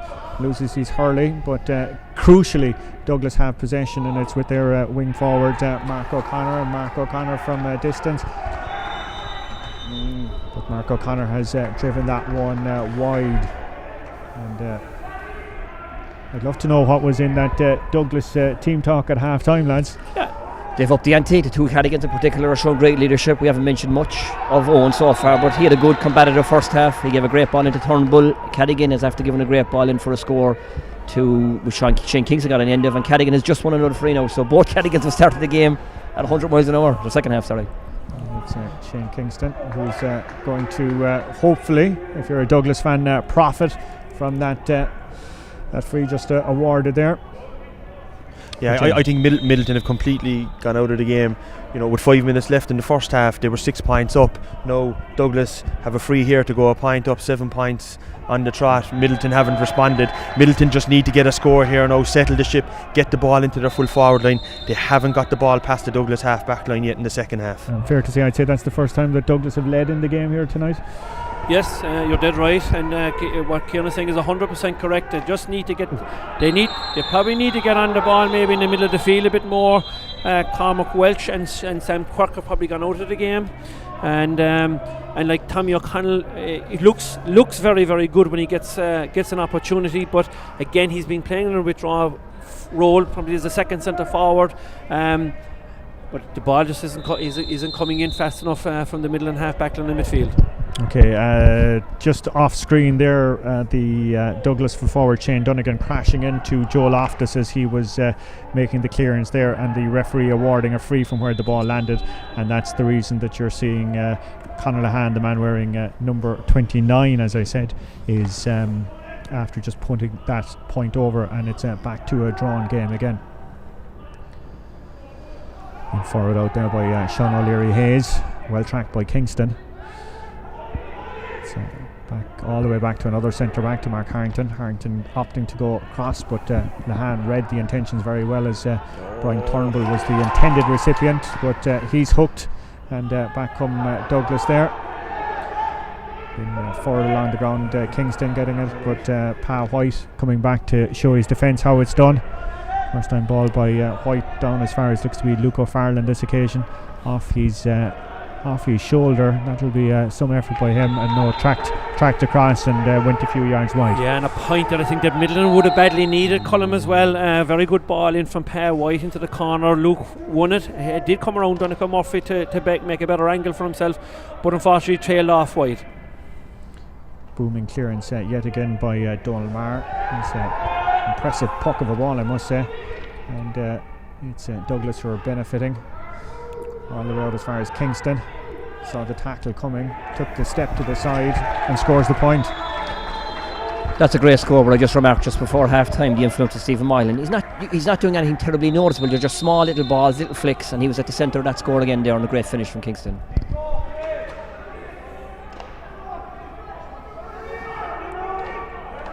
Great play there by Owen Dolan, as the hand was lurking under that one. Foot race going to be won there by the defender, by Shayna Smith. Picked up that card a little earlier, not as far as Cormac Walsh. Bit of pace in it, but well taken. Great flick away there by the wing back by Cadigan, who in turn, there's another flick away by Pa White. It's going to be sidelined to Douglas. Some lovely skills on show down there. That was class play there now by Owen Cadigan. You know, he used the sideline there. He showed the Midleton player to the side, and when he threw up the ball, he just flicked it away from him. Good experience there now, and a good coaching point for any young fella watching that there, how to use the sideline as your friend. I'm sure Mark would would agree with that. Absolutely, Ciaran. As a defender, you'll be always trying to tighten the angle for any forward, and show him down the blind side is the best thing to do, and keep him away from going to the centre so he can make himself a better angle. Great strike by Kingston. Had probably too much pace, too much power on it, and it's gone out over the end line. Goalkeeper taking the puck out far too quickly, and the only man that was alerted was the Douglas wing forward, Owen Dolan. Takes a blow back as far as Turnbull turning inside, and the shot being taken off in the end by Mark O'Connor, and O'Connor has driven that one wide. That's two back-to-back wides by the But it is very noticeable that Douglas have got a stranglehold in the game at this moment in time. Like, it's 111 to 15 points now. There's still only a point in it, but they have dominated the last 5 minutes, as the lad said before half time, and they dominated the first 7 minutes of the second half. And you know, Midleton just need to get a hold around the half forward line in particular, and to get Tommy O'Connell on the ball. Interestingly, Loftus going a bit longer on that occasion, and it's working out well. It's Cormac Walsh that's on the ball, and Cormac Walsh getting the shot off, and despite the giant leap from Donald Maher, he stopped one going over the crossbar a little earlier. No joy there, and that's a point for Midleton. Great scorer Cormac, yeah. He's been an integral player for Midleton over the years, a minor as well in 2011. I always felt that Cormac had a little bit in. He might have been potentially pushing on for Cork. It hasn't happened for him, but from a club perspective, he's been excellent, and that was a great score, great leadership there, in fairness. Owen Dolan doing ever so well, working it across as far as Steve Moylan. Douglas going all the way back as far as Cillian O'Donovan. He's trying to switch play, and it's bouncing around there, and Shayna Smith, despite a tackle coming in, and it is going to be a free out. Alan Cadigan coming in on top of the corner back, and there was a clash, and rightly so, a free out, and the goalkeeper Joe Loftus says, leave it to me, I'll take charge of this one. And you'd be expecting Loftus could potentially be dropping this inside the 14 yard on the far side if he goes that route, but instead it's taken there by Douglas defender. But it was uncontested, Colin, which is the worst part of it. You know, when you leave Mark Harrington loose like that, and nobody's pulling, and if you're only just breaking the ball, you could have a good day's work done. Just bounced away there from Alan Cadigan for 1 second. It looked like he was going to gain possession, but bounced away from him. And Midleton are coming out here in front of us with Cormac Bosang. We're played by Bosang. Oh, big heavy shoulder there from Mark O'Connor. Puts him on his backside. And a little tap in the back then afterwards. Cillian O'Donovan trying to pick out Kingston. No joy there. Another hefty shoulder from Kingston and Shayna Smith. And the cornerback does ever so well there as he's pumping it down there on top of Luke O'Farrell. Space opening up for O'Farrell. He's got a man inside him if he opts to go across.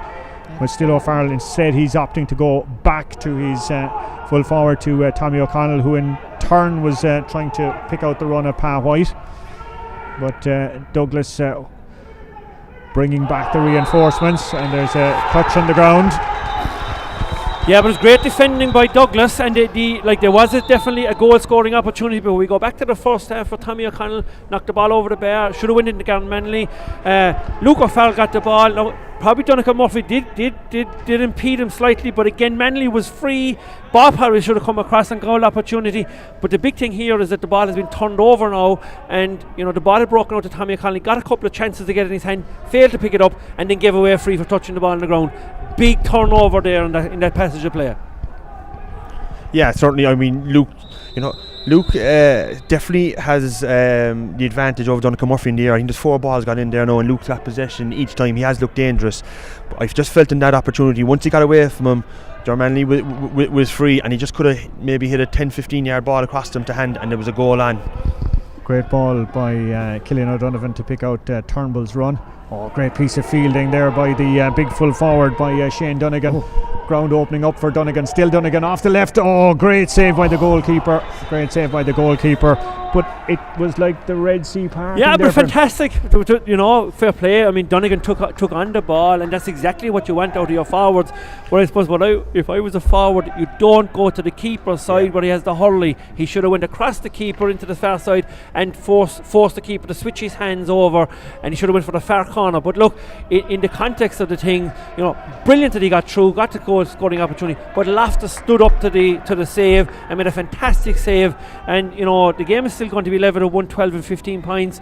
But I mean, it was a big opportunity. But then, Colin, what we see now is the game is flip-flop because Midleton got an opportunity a while ago, and Douglas have got an opportunity. Neither got the goal that they so deeply require. Well, will they be getting a point out of the effort anyway from Shane Kingston from the resultant 65, and indeed Kingston doing just that. And it's pushing it out to Douglas to 16 points, and it's Midleton 1 goal and 12. Yeah, and the quality of free taking 65, so I don't know is there any wide yet mark from that perspective, but Shane Kingston and Conor Lehan from the free taking perspectives are doing really, really well, and anyone will tell you to win any big game you need your free taker on form. So again, from a Cork perspective, always come back to the Cork scene, but the shooting has been superb of a very high quality. Owen Cadigan, what a wonderful ball by Cadigan to pick out the full forward, who in turn offloads it. On this occasion he showed his pace a few moments ago, and instead he had Shane Kingston right on his shoulder, and great foresight, it has to be said, by Donegan on that occasion. Yeah, we spoke about it in the first half. They brought Donegan out centre forward, and they just let Shane Kingston kind of roam wherever he kind of wants and find the space. And that's what you need to do with Shane. Just give him those balls, because he's so accurate. He will pop those balls over when he gets the opportunity. And he's in 30 yard space here now if Owen Cadigan can find him. Owen Dolan is the man that's delivering the pass there. He's almost slotting back as an auxiliary defender at the moment. Turnbull off his left, and that is a great score. He gives a little fist pump as well too after. Second point now. Yeah, he's definitely come to form towards the end, the last 10 minutes of the first half, and this first 10-15 minutes of the second half, he's been electrifying. Yeah, great score there. Midleton are trying to slow down the game here now. I don't know, Kieran, I haven't seen it, but Sean O'Leary Hayes is holding his face. His helmet is off. Maybe it is a tactic and stuff for that to kill the game, but I don't know. We certainly didn't see anything, but we just have to wait and see. He's still holding his forehead. Mike Thompson, the doctor, is in now to see is he okay, but it might have just been a clash of heads or something there. But again, it is noticeable that Douglas seem to be making the breaks at this for the last 15 minutes, and they're well on top at the moment. Yeah, and just back to Fraggy's point in the first half about they were bypassing Harrington and maybe on Cadigan a little bit. That half back line has stayed steadfast. They've stayed in their positions. Lehan's movement isn't as good as it was in the first half, and both Harrington and on Cadigan, our side here, have been very, very good this second half so far. Great play there by Brian O'Neill. I think it was in the end. No, it wasn't. It was one of the other Douglas defenders. We'll see who it was there in a second, but just saw the danger. It was Steve Moylan actually saw the danger and just positioned the body to stop the Midleton player from running onto it, and they won the sideline, but they've wasted the opportunity, and it's Pa White who's after getting the shot off, and that's a good score as he was taking a heavy blow as he released the shot. Yeah, and just some scores that are coming in, Colm, at the moment. The Rockies are 212 to 13 points up. Glen Rovers are 115 to 9 points, and Stars are 219 to 113. So at the moment, it would look like the Glen are in the number one ranking position at the moment. Might not be pretty down there in the corner as the ball has gone to ground, but in the end, it's Garen Manley who got on it, but seems to have stepped out over the sideline as he got the ball back as far as Conor Lahan, but was deemed to have crossed the line there, and that's a laid off for Douglas. 1 goal and 13 points to Midleton, 16 points, and it's Douglas 18 points with close on 45 minutes elapsed. So we'll be having our water break there in a few moments time. It'll be interesting to see if one of the teams can manufacture a morale boosting score just before we break for the Ishka. The two 10s coming together there.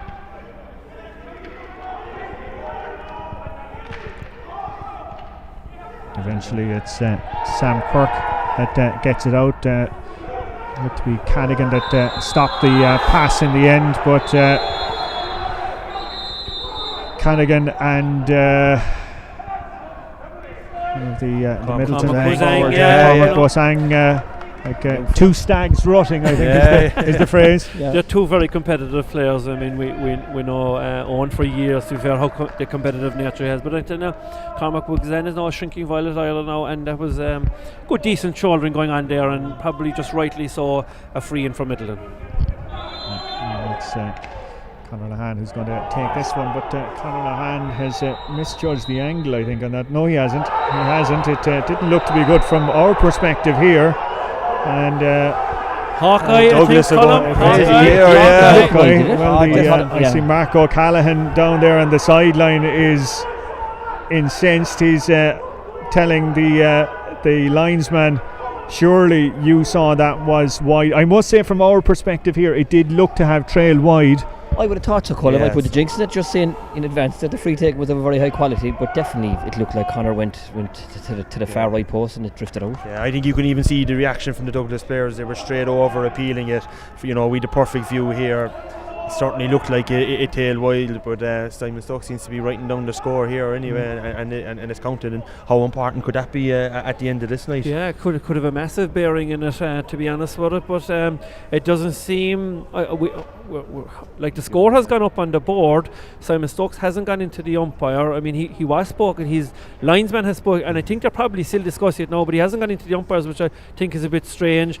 There's a Douglas mentor going to go out now and get clarification whether it is a point or not, but it has gone up, so he signalled it's a point. It looks as though he's signalling it as a point, so could have a big bearing in who goes forward, Colm, at the end of this day. I'm sure there'll be a lot of people rewinding the feed of our Co-op Superstores live stream here tonight to have another look at that. But as I said, from our vantage point now, admittedly we're 70 yards away, but it looked like it had just trailed a couple of feet wide of the post. Bars 120, Carrick 7 points is the score that I'm just getting there as we're chatting. That's a big result for St. Finbarrs now. That takes them out of the relegation situation, because at the moment Ballyhay are being beaten and Bishopstown are being beaten, but that game with Bishopstown and Blackrock isn't over yet, so but it would look like at the moment that the Bars are safe. Everything in sport is about momentum, but the water breaks have gotten a little bit of criticism of late, so it'll be interesting to see if the momentum Douglas built up in that first 15 minutes now can be quelled a bit by Midleton. So we're down the final stretch, and again, just to remind you, in this game here tonight, the Co-op Superstores Cork Premier Senior Hurling Championship, with thanks to the Co-op Superstores, this was the last of the games to start tonight. So we will have full times from all the other games in the final few moments, and then we will have to wait. And as we said, we have all sorts of permutations, and who knows if that ghost point could prove very, very important later on tonight. Shane Kingston driving the ball wide there, and as we said, now we're down the final 15 minutes, and it's fighting for their championship lives. It's with the corner forward down there, Luke O'Farrell. Still Luke O'Farrell being held up, going backwards to his wing forward, and a shot out of nothing from Pa White from about 15 yards, and it whizzes over the crossbar. Super score. Pat White's played well so far in this campaign for Midleton in the games today, and that was a great score off the ground. Fantastic strike. Yeah, and credit Tommy O'Connell again. That's the second puck out now he's after winning at an important stage. You know, the last time both times he didn't score himself, but scores came from him winning possession straight from the puck out, and that's great credit due to Tommy O'Connell. Powerful puck out again by Donald Maher that has worked so well for Douglas, that long delivery, but Midleton seemed to be copping on to that fact, and did ever so well there. Shane Smith putting himself under massive pressure and trying to keep the ball in, manages to spill it out, and it's a sideline there which Shane Kingston is one. Yeah, but Shane Smith and Brian Turnbull have had a fantastic duel so far this evening. I know Turnbull has 2 points in play, but Shane Smith has dispossessed them on a good number of occasions, cleared a lot of ball from Midleton, and he's been very, very tough in the cornerback position. Shane Kingston taking plenty of time over there. Looks like a man that was lining up a putt to win the Open. Here comes Kingston, and Kingston has driven that one wide. Quick puck out by the goalkeeper. Lovely piece of skill there by Lahan to flick it over the oncoming defender, but he meets Owen Cadigan, and there was only going to be one winner there, as Cadigan also knocks Sam Quirk out of the equation, going back to Killian O'Donovan, who's gone route one there in towards Alan Cadigan, and Alan Cadigan off his left has dropped it over the bar, and that's manufactured in the Cadigan household. Yeah, it is, but I mean, it was a big score to Conor Lahan. I know he'd flicked the ball over, but he gave the possession away because he didn't win it afterwards, and Alan Cadigan did fierce well after receiving the ball in from Owen. And credit to Owen, as I said, to dispossess Lahan, and then, as I said, had Sam Quirk, who's actually still down on his haunches there after taking a blow from the defender. Yeah, Colm, I think you mentioned it in the first half. Credit Simon Stokes as well too. He's leaving things go. You know, he's being consistent, which is what you want from a referee, and it's certainly added to the game. Is that some great piece of skill there by Lahan again, trying to flick it up not once, not twice, but again just failing down the final stretch there, and it's Douglas who are gratefully taking the ball back. Looks to be Mark Harrington down there going out as far as Killian O'Donovan. He's wing back who scored those 2 wonder scores in the first half. Great delivery by him, making the midfielders work, and great interplay there between Moylan and Cian Baldwin. Baldwin getting the shot off, was aiming in towards the corner, has overshot the runway. It doesn't matter when you've got Cadigan lurking inside there. He's gone route one in towards the full forward. Donegan bounces off of him, and Midleton regrouping and coming out at speed. Man in possession there is Sean O'Leary Hayes, back from his blow to the face a few moments ago, but that should be meat and potatoes there for Cadigan, who's gone out as far as Clint O'Donovan. Kills the ball perfectly. O'Donovan has shown what he can do from distance, but he's swallowed up by 2 men on that occasion. One of those was Cormac Bosang, and there was a bit of afters there between O'Donovan and a correct free, I think, given there. But we had a lovely passage of play there from Sean O'Leary Hayes out to young Sam Quirk and back to Sean O'Leary Hayes.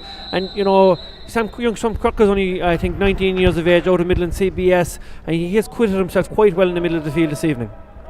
8 minutes remaining. It's 1:15 to Midleton. Douglas at 19 points, and it's Conor Lahan just inside the halfway line mark, but right out on the sideline. It's going to be a test for him, is it?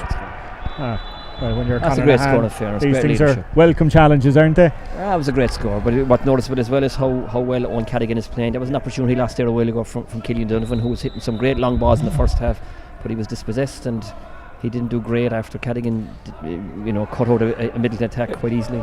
I know there's only 8 minutes left in the game, but the key thing here as well is that a draw actually will do Midleton to get through, because they're level in points with Douglas and they have a better scoring difference. So they have 2 results running for them. A draw or a win will get them through. So Douglas have to win to get through. Huge delivery all the way down there, and the man that's under it is Turnbull, but 2 defenders eventually blocking him. But can only get it out as far as the wing forward. And great play back there, and it's Shane Smith pinballs around, forced to go backwards, but well cleared out there. I think Owen Maloney getting the clearance in the end. Down as far as Cadigan yet again takes a high shoulder there. Cadigan is kind of floating right across that half. He's having a stormer. Owen Cadigan has been outstanding for Douglas this evening. Right through the whole game, he has been outstanding.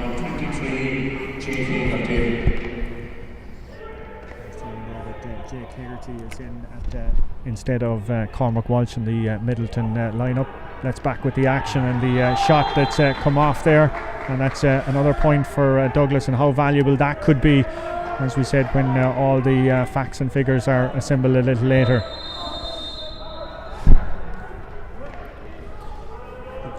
Turnbull, by the way, was the man who got the shot off. It's another 20 there down on the far side of the field for Midleton. Sean Amara. Brian O'Neill requiring a bit of help from Conor Kingston. Calls for steps, but managed to get it out there, and it's kind of bounced up, and it's bounced into Conor Lahan. Lahan on the 21, and Lahan off his left, and Lahan with the point. Yeah, Lahan has finished it, but Sam Quirk did absolutely brilliant. A brilliant bit of skill. You know, he competed for the ball, and great refereeing as well from Simon Stokes, because you were shouting for a slap of the hurley, but it wasn't. It actually was the skill to flick the ball up, got it into his hand, laid it off to Lahan. Fantastic from Sam Quirk. Super, and in fairness, Mark, just in advance of it, the pressure that was put on the defence, the Douglas defence from the Midleton attackers, caused maybe the little error you could call it that led to Sam intercepting. So great defensive attacking play, if all that makes sense, from the middle of the it means it's a drawn game, 117 to 20 points with 55 minutes elapsed in this Co-op Superstores Cork Premier Senior Hurling Championship game, with thanks to the Co-op Superstores, to Jim Wolfe and all the team up in Derrygold for helping us in the Irish Examiner bring you this game free of charge right around the world. And again, we are so conscious and I suppose accepting how lucky we are to be here tonight, and able to bring games to so many people that simply cannot be here because of the coronavirus situation. The puck there was from Cadigan. That is an incredible score. We've been mentioning another Cadigan and his incredible scores, but this time it's the big brother Owen. Yeah, a fantastic score, but it was made out of the pressure that the Douglas forward was put on the Midland defence, that the clearance wasn't long, it was hit to a loose Owen Cadigan, and he delivered from about 90 yards. Fantastic score to put him a point up. Rodrigo Farrell is the man on the ball, had a runner inside him, opted to go long, but well cut out by Killian O'Donovan, but it breaks down, and it's Midleton with their corner forward, Luke O'Farrell. O'Farrell leading them all on a merry dance. Is he going to make space for himself? Yes, he is. Is he going to get a point? The answer is in the affirmative. Great play. He's like a fellow with a new lease of life, Luke O'Farrell. Great patient play on his kind of weaker right side. Checked back and got a great score. Speedy puck out there, and it's worked its way all the way down to Brian Turnbull. This man has been so hungry for work tonight, and this man is after getting another fine score. Is that 4 points? 4 points in the second half. He's had a great second half, in fairness. Some good quality ball out of the defence straight into his hand.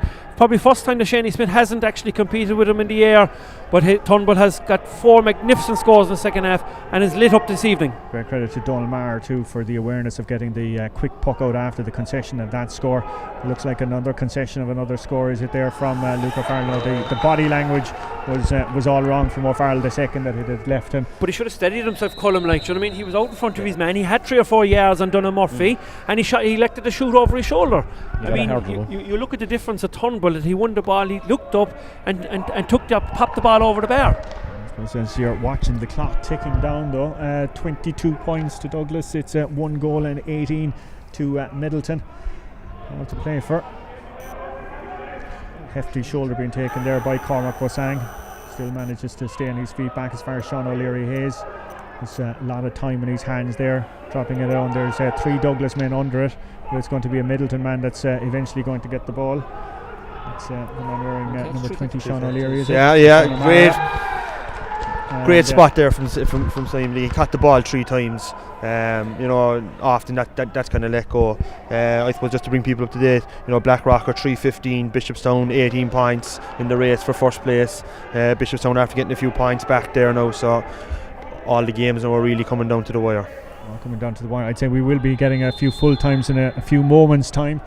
as this was the last game to get underway tonight in the Co-op Superstores Cork Premier Senior Hurling Championship. It's Midleton v Douglas being brought to you on the Irish Examiner's live stream around the world. I'd love to get in touch with us wherever you're watching. Send us your thoughts, and if you are into all that newfangled technology that Shawnee was talking about earlier, let us know. So it's Jake Hagerty gone wide out as far as Lahan blocking it there. Race is on as Luke O'Farrell is going to try and keep it in, but looks to be Cadigan down there.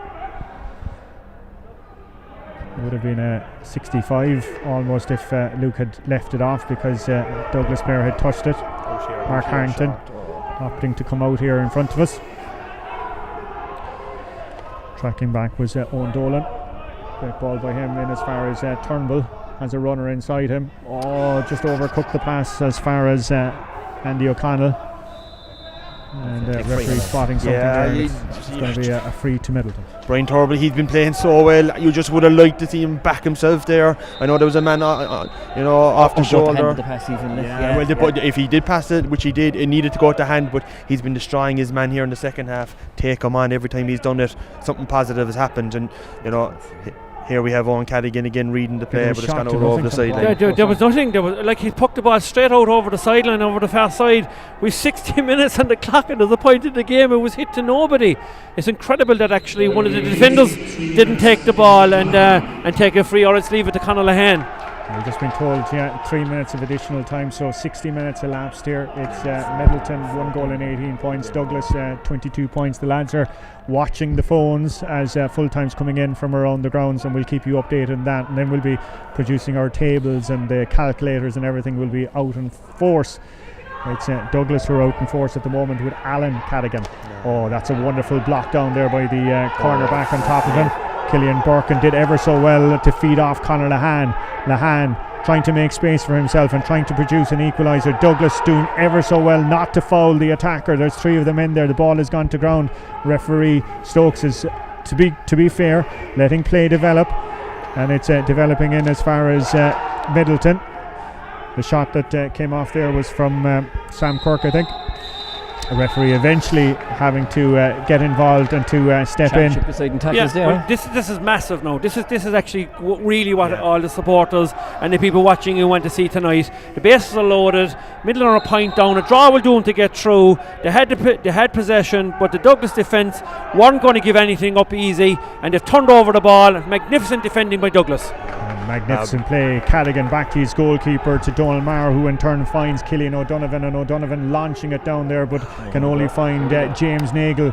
He's opposite number 7, who in turn is freeing it up as far as Sean O'Mara. O'Mara, the shot is dropping in on top of the goalkeeper, and it's gone wide. How did that happen? Well, he's elected to wave it as a wide ball. But again, just to reiterate, a draw will do Midleton to get through. There's 90 seconds left. Yeah, 90 seconds left, Colm, and it's anybody's game still. But a cool head is required. 1 ball into the middle and forward now. Forward line is what's required. Cool head there, and that head was from Cadigan, and the ball trickling there. But somehow Owen Maloney, as it bounced up, looked like he'd lost possession there, but managed to back himself out as far as Sean O'Leary Hayes. Hayes going short. They're going to try and work something out here. It's with Pádraig O'Farrell. Takes a heavy shoulder. O'Farrell back, manages to get back the ball back, and it's Midleton are coming down the far side of that field. Again, 3 defenders going up for it. One of them though manages to the danger. That's going to be a massive left off, and the key thing is that they've retained possession, and they're here in front of us, right in front of the stand with Shane Kingston, and Kingston showing a superb burst of pace there. Still Kingston, the shot from Kingston, but that one has trailed about 6 yards wide as we're entering the last 30 seconds. Midleton have to win the puck out, Colm, now if they're going to get a result here this evening. They need to get the shooters on the ball, whatever happens. They need to get a Tommy O'Connell, a Luke Farrell, or a Conor Lahan on the ball. And this free is too far out now. He's not going to score it from there unless we have a really, really long bases are loaded now. Conor Lahan is coming to score 100 yards, lads. Yeah. Is it within his distance? Is it outside his distance? I would say just outside, but let's see.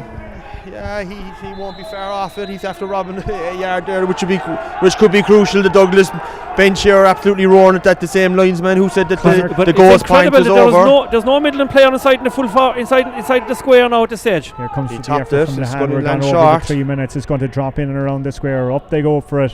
Where's this ball going to end up? It's going to end up in a Douglas hand. It's going to come out in front of us here. And is that the full-time whistle? It is. It is. Douglas have beaten Midleton 22 points to 1 goal and 18, and an incredible finish in this Co-op Superstores Cork Premier Senior Hurling Championship clash here this evening. We're going to have analysis. We're going to have a call around the grounds. All of that is going to be coming in about 40 seconds time.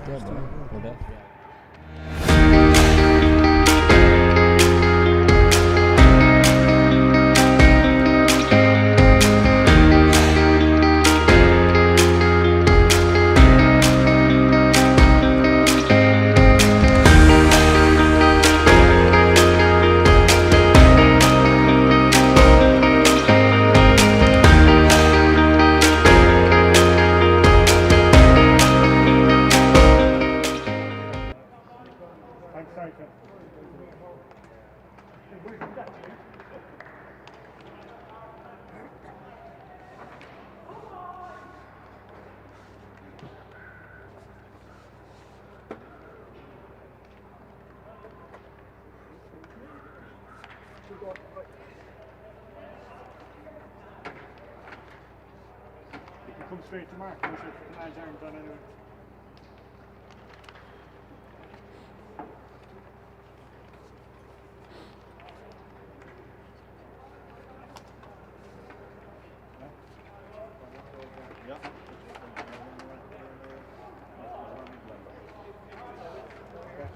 And do you want to be the phone there, just checking on the full times there?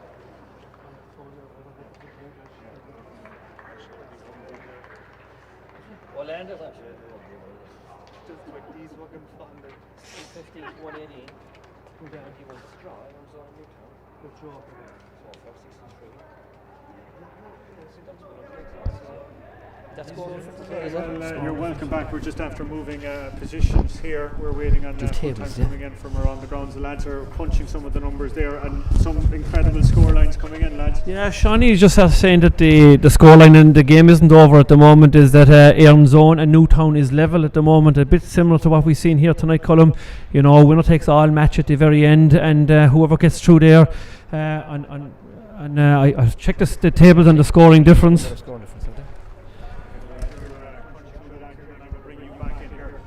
What a finish there.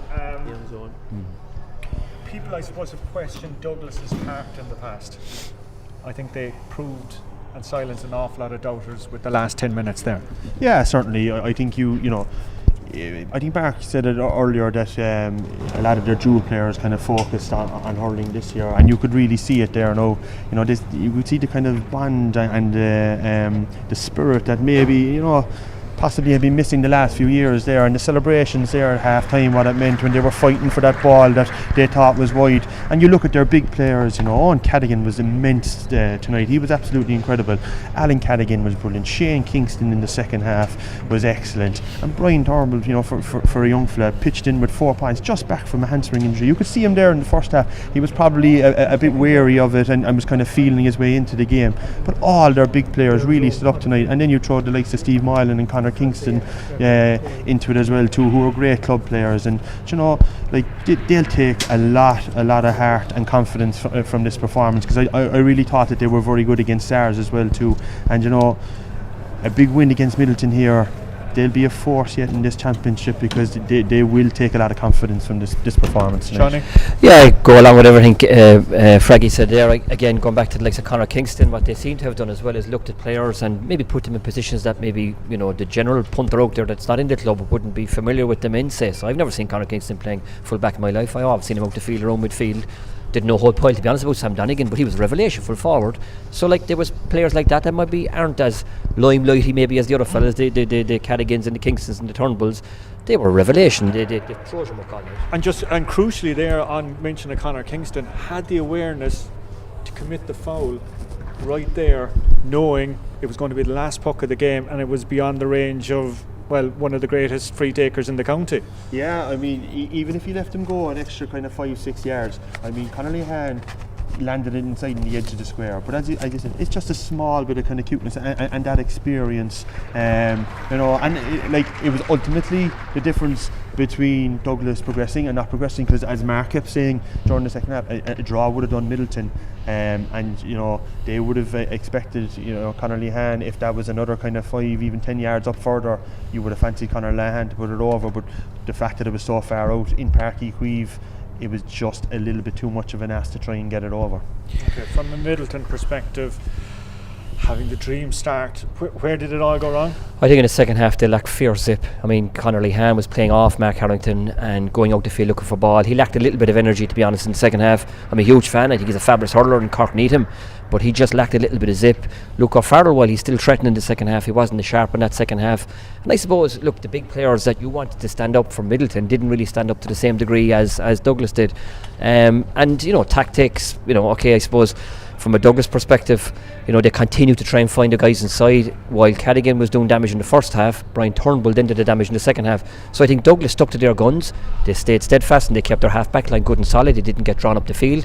That paid dividends in the second half because Harrington and Owen Cadigan came into play, and then Brian Turnbull's performance in the second half was superb. So it was a culmination of that, and I think Midleton just lacking a little bit of zip and energy and a little bit of focus in that second half. Okay, Mark, you've been scribbling. Yeah, sorry, it might feel as though I'm ignoring you and stuff like that, like, but the scores are coming in thick and fast. We still don't have an update from the game between Éireann Zone and Newtown Shandon, but if that finishes a draw, Éireann Zone will go through on the fact that they have a better scoring difference. So that's still a massive score, or a massive game that's we still don't have a result there. Blackrock had a big win. They scored 4-15 to 18 points, so that probably means that Bishopstown are in the relegation final along with Ballyhay. We don't have a final result in either from the SARS game yet, but SARS were comfortable at that stage. And I suppose the big game is that the Bars have actually have had a comprehensive victory over Carricktool, so they're out of the relegation column. That's the information that we have at this moment in time. Okay, in terms of the Bars, you know, you mentioned it there, Sean, tradition and everything like that, to find themselves in the position they were. And, you know, I know that there's so much talk about what was going on and wasn't going on and everything like that, but a huge result for them tonight. Yeah, and look, they've just had a disappointing year. I mean, I've been in plenty of games in my club. I played in the Naughties when we were not going well, and we went through a huge barren period before we won our county, and I played in the game in 2005 at my club, and you know, we were just in the doldrums, and if the relegation had been in that time, I'm sure we would have gone down. It just happens. They've gone through a very, very bad year. No, to be fair to them, they showed plenty of courage, and they've played a couple of minors. I think Jack Cahalan has had a good year, and Ethan Toomey was excellent for the minors last year and is still a minor this year in the club scene and has played some good hurling. So they've shown plenty of courage from that point of view, and it's huge for the club. It's huge for them to get their 2 points and stay up. Now, that's nothing against the other teams. Carricktool will stay below, but, you know, it's not all about traditional teams either. You know, you're out there in mirror and you have to do your stuff. But for the club, it's a massive win, and they'll get plenty of encouragement from it. And look, they've just gone through a bad period, and you know, their minors are playing against the Glen in a week's time, Wednesday week. There's plenty coming through. They have plenty of great talent and great, young players coming through that'll eventually become great senior players. But just at the moment, they seem to be going through a small bit of a lull period. Sure. Yeah, like you know, and like the Bars, they have that dual issue as well too, and they're not only competing with the Bars senior football team who are contenders for the county, so it's not as if you're going to be getting any leeway off them, but they also have the Castlehaven senior football team as well too. So you know, you have the three Cahalans who are, you know, so important to the Bars senior hurling team, and you're trying to juggle all those kind of schedules together. You know, Shawnee said there they have a minor semi-final against the Glen out in Talker, and big one. If you could have crowds in that game, you would have 500-600 people minimum there. I mean, that's going to be a cracker of a game. You know, the Bars they have some great young fellas coming up. This year, look, it didn't work out for them. They took a heavy defeat here to the Glen the first day. Probably knocked a lot of confidence out of them. But you know, they came back today and they probably just showed the quality that they have in the team. That, you know, you don't become a bad team overnight. It just didn't happen for them. Obviously, there's a lot going on, but you know, they've kind of gathered themselves, and they've obviously put in a great performance there now this evening, and you know, that's a great result, and you know, they'll take confidence even into the minor game against Glen in a couple of weeks' time, you know. Okay, Mark, you're crunching again. Yeah, the big news coming from Glentown, Colm, is that Newtown Shandrum led by a goal with time up, and Aaron Zone got a goal late on to draw the game, which has put Aaron Zone through on a better scoring difference. So that is a massive result. We have a final score coming in, I think, from SARS. SARS has scored 220, I think, to about 112 or 114. So it's either the Glen or SARS have the top score, because we know that the Glen have a better scoring difference than Blackrock. So it's just to get the final score from the SARS game at the moment. So it'll be either SARS or Glen Rovers for the top ranked team, and straight into the semi-final. Okay, now we mentioned there, you were talking about the minor match there, and we're talking about Brian Turnbull and young players. Kieran Kingston, as he's been looking at the championships right over the last number of weeks, I'm sure he's got his eyes out, and you know, you're probably taking notes and everything like that. Are there names in the frame that we wouldn't have known about a couple of weeks ago? I think so. I mean, well, I suppose people within the county would have known them. They mightn't be that well known outside the county yet, but I think from last year's under 20, we did contest in our final, Colm, and okay, we were heavily beaten by Tipperary, but we got there. We probably should have beaten them in the Munster final. So we've plenty of talent coming through. So some of those guys that have been to the fore so far this year are the likes of James Keating, I think, Owen McCarthy, Shane Barrett, Sean O'Leary Hayes, who was on show tonight, Tommy O'Connell. They've all had very good campaigns. And then you've got fellas from the minor ranks, and that are playing our grades below senior, that might be playing intermediate or intermediate ordinary, whatever it's called. So you've got fellas like Kieran Joyce down in Castlemartyr, Paul O'Riordan inside in Tracton. I mentioned Jack Cahalan and Eaton Toomey. The Glen gave Luke Horgan a debut a couple of weeks ago, and Fraggy will know him well, Daniel Hogan below in SARS. They're all super players. And then other players, I suppose, that have done well. Again, Fraggy will know the likes of James Sweeney, a big, rangy full forward that's been scoring well for SARS. So I think as a campaign to date, there have been plenty of players put their hand up, put themselves in the spotlight. Whether they'll be brought into the panel yet, they might be on the training panel at the moment, I don't know, but I think it's been a very, very good campaign, and there's been plenty of names have put themselves out there to be in the reckoning in the future, for sure, anyway. You'd agree with that, Kieran? Yeah, certainly. I mean, you know, you saw it there tonight. I know they were on the kind of losing side, but Sean O'Leary Hayes, you know, he had a great first half there. He was man marking Shane Kingston, and Shane was quiet in the first half. Obviously, he powered it into it in the second half, but he was probably more given a free role in the second half. You know, you've Tommy O'Connell. Like, you still had a lot of young guys who were on the panel over the last kind of couple of years. It was probably just too early for them. It was more for a kind of a developmental purpose that they were there.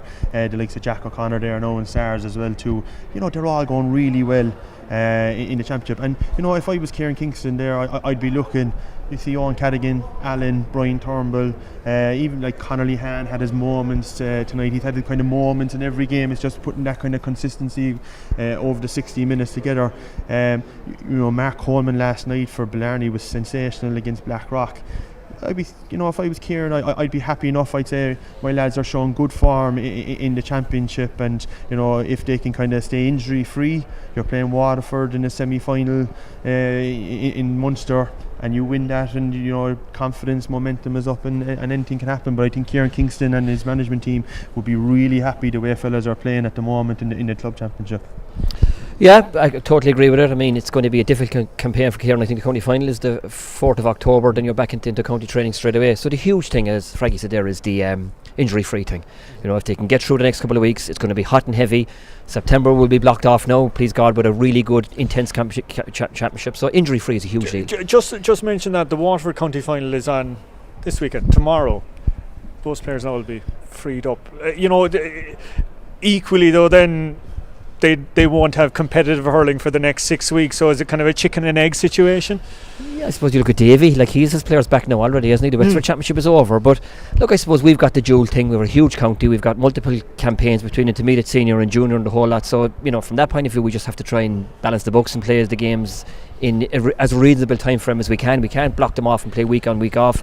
And I think they're doing a good job on that with the fixture list at the moment. But once he can get through September and get fellas back fresh, keen and injury free, we'll have a right chance in that campaign. Okay, let's go back to Mark. Yeah, and I will say that this is unconfirmed now, but I think from what I can make out from what I'm hearing at the moment, obviously, is the Glen are straight through to the semi-final, and they will be playing the winners of Qualifier 2.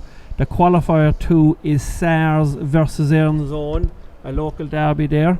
And then you have the Rockies play Douglas as a qualifier 1, they're called QF1 versus QF3, who's Na Piarsaigh versus UCC. So just to call that again, you've Glen Rovers who are straight into the semi-final. It seems that, again, unconfirmed, that they are playing the winners of SARS and Erin's Zone. And then in the other semi-final, the 2 quarter-final winners is the Rockies versus Douglas, and you have Na Piarsaigh versus UCC. Mouth-watering, SARS Erin's Zone, Rockies Douglas. What a championship, Colin. It's absolutely massive. Fair play to Kevin O'Donovan, Ronan Dewan and the people behind the new format for the championship. This is what Cork hurling and football has been crying out for years. And I mean, I know Midleton will be bitterly disappointed, but that's what happens in championship matches, when you lose a tight one.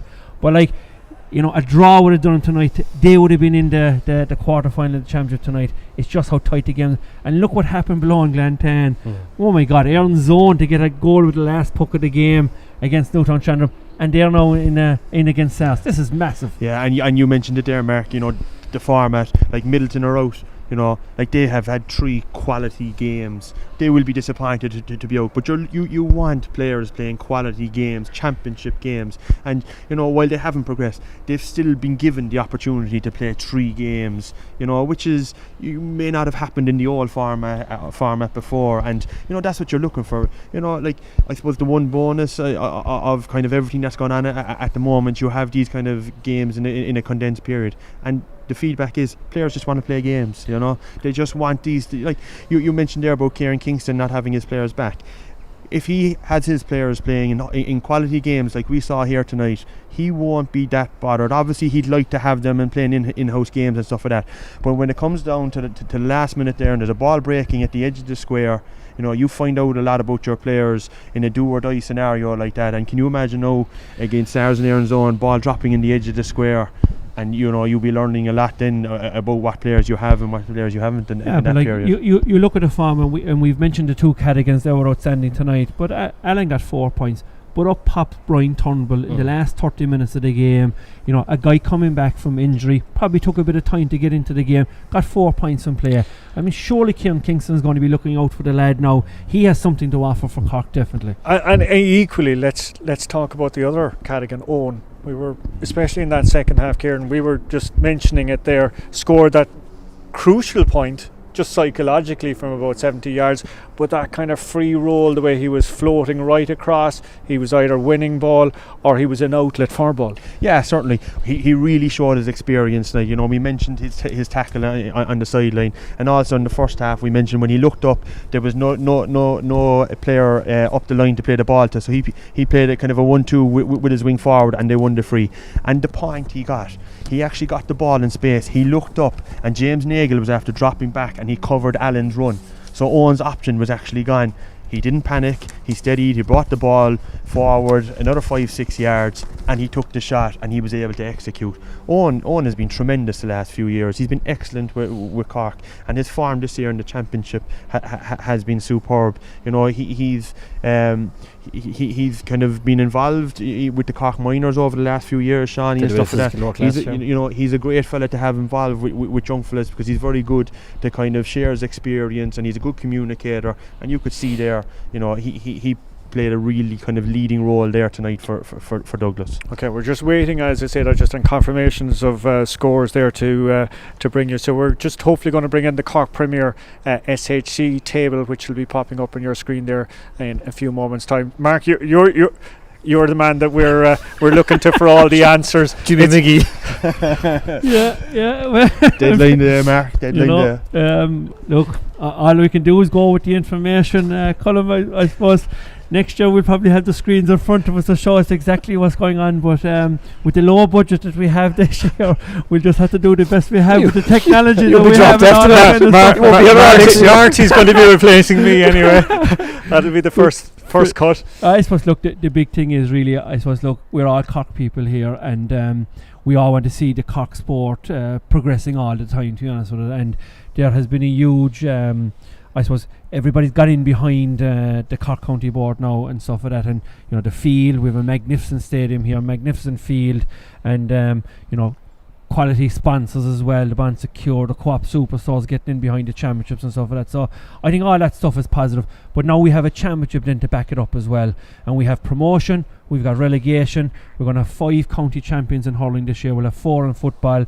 And I think, the relegation is as important as the promotion is, Colm, because if you don't do your business right, and it's I suppose it's a dramatic turnaround in the space of a fortnight in the Bears, in terms of, the first 2 games they didn't play with, I suppose, the required spirit that you would require in the Cork Championship, but then to put on a very, very impressive performance, going out of the city, tight field down in Carrigaline and stuff like that, and getting massive results. So it just shows that if the attitude is right, Colm, the players will perform and stuff like that. But I think in the overall context of things, this has been a really hugely exciting competition, and the fact that we are talking about this game, that the results went down to the last minute, the last puck of the game. The last puck play of the game here ended up inside in the middle and forward line, and they were just hoping to get a forward onto the ball that would get a shot off. Douglas, great credit to the Douglas defence, particularly in the last 5 or 6 minutes. I think the Douglas defence really came of age this evening, and what a mouth-watering crash we have now in the quarter-final, because we have the Rockies and we have Douglas. That's going to be a fantastic game. And SARS and Erin's own, what a quarter-final, that's massive as well. We have to say something about the Glen, given who's here with us. Yeah, well look, the Glen will be delighted to get straight to the semi-final. They've won, in the last number of years they've won 2 counties. They've been beaten by Imekilly in the county final last year as well, so they'll be hoping to get back there to try and win it again. But they'll be delighted to get straight through to the semi-final. I think that is it is a help to teams. I know people will say now, whoever's played in the quarter-final, whoever wins it, and if they come in and they beat the semi-finalists, that they say, the extra game was a help. But I still think, because the championship is so condensed, the extra week's break, I think, will do them a power of good. Okay, we're going to bring up because I mentioned a little earlier, we'll have a quick chat through some of the other group tables. We'll bring up the Cork Senior A table from earlier this afternoon, just to explain the quarter-final pairing and semi-final pairing there. So it's going to be Kanturk v Bandon, and Newcestown will play Bride Rovers, and the semi-finals then will be Father O'Neill's, and they will be playing the winners of the Newcestown Bride Rovers game, and then it's Charleville in the other semi-final, and they'll be playing Kanturk or Bandon. And I hate to mention it at the end, but the relegation game will be Killa and Kilworth. Yeah, which one will we comment on there now? As very disappointing to see Killa in the relegation final. Only a number of years ago, Killa beat Douglas down in Cove, so it's been a big dramatic fall, I suppose, in the last number of years. But look, it is what it is, and they just have to pick themselves up and get on with it. It's a massive game for the club, and I know a lot of the players they'll be gutted this evening that they're in that situation. But look, the stats don't lie, Colm. At the end of the day, if you're beaten 3 times in the championship in the 1 year, you probably deserve to be in the relegation final, and there can be no complaints. And I suppose just at the top end then, I suppose looking at the likes of Father O'Neill's continuing on from their superb campaign last year and getting to the All-Ireland final, and again just bringing in the Cork piece again. I suppose supposedly Decky Dalton scored very, very heavily again today, so his form continues to be really, really strong, and maybe he brings something different. I was about to ask. I think so, Colin. Perhaps is he lacking maybe the yard or two of pace at the inter-county? Maybe, but there's a place for everyone, and if the right ball goes in and he's positioned rightly at the edge of the square, maybe he just bucks the trend, and maybe we just have a couple of fellas that are of a similar ilk. But any fella scoring as heavily as he has to come into the reckoning. Yeah, Declan Dalton, he's never going to be an Alan Cadd again, or a Shane Kingston. But as Sean said there, you need different types of players, and Declan, he's a good ball winner, he's a great striker. He came off the bench last year against Limerick up in the Gaelic grounds in the Munster, and he got 2 crucial points, and I that's must what say, he can do. He would have fancied that last shot tonight, wouldn't he? Yeah, and that's not being critical, I suppose. Yeah, no, the lads were completely. there. I mean, Luke Farrell has done great stuff for Cork over the years, and Tommy O'Connell got a great goal. He's a young fella and he'll come good, but I know what you're saying. Like, he has that bit of a killer instinct. He's got a massive shot off him. He got a rasper in the final last year, in the All-Ireland final off his left. I'd say he was nearly 25-30 yards out, so as Frankie said, he offers something different. And he's good, he has fierce confidence in his own ability as well. It wasn't too long ago he stepped up down in Walsh Park in the 21 Munster Championship, last puck of the game penalty, and he had to get a goal to win it, and and he buried it, like, and you know that's what Declan brings. You know, as I said, he's not going to be, you know, you look at some of the other young fellas, Brian Turnbull, Jack O'Connor, like they all have ferocious pace. But you know, we need fellas to win the ball for these guys as well too, and to lay it off. And you know, Declan's made huge strides over the last few years, and if he continues in that vein, you know, it would be good to see him, you know, contribute during the championship. What I like about Declan Dalton, if he's to make the team, for the Cork team that is, obviously, I think he complements the forwards that we actually have at the moment, because you know, Hannity is probably at the moment, you know, seen as a physical driving force within that 6 forward line. I think Declan Dalton could complement a lot of our players, the likes of, I think, you know, the likes of Patrick Horgan, Shane Kingston, Alan Cadigan, Turnbull, maybe Jack O'Connor, you know, Lehane.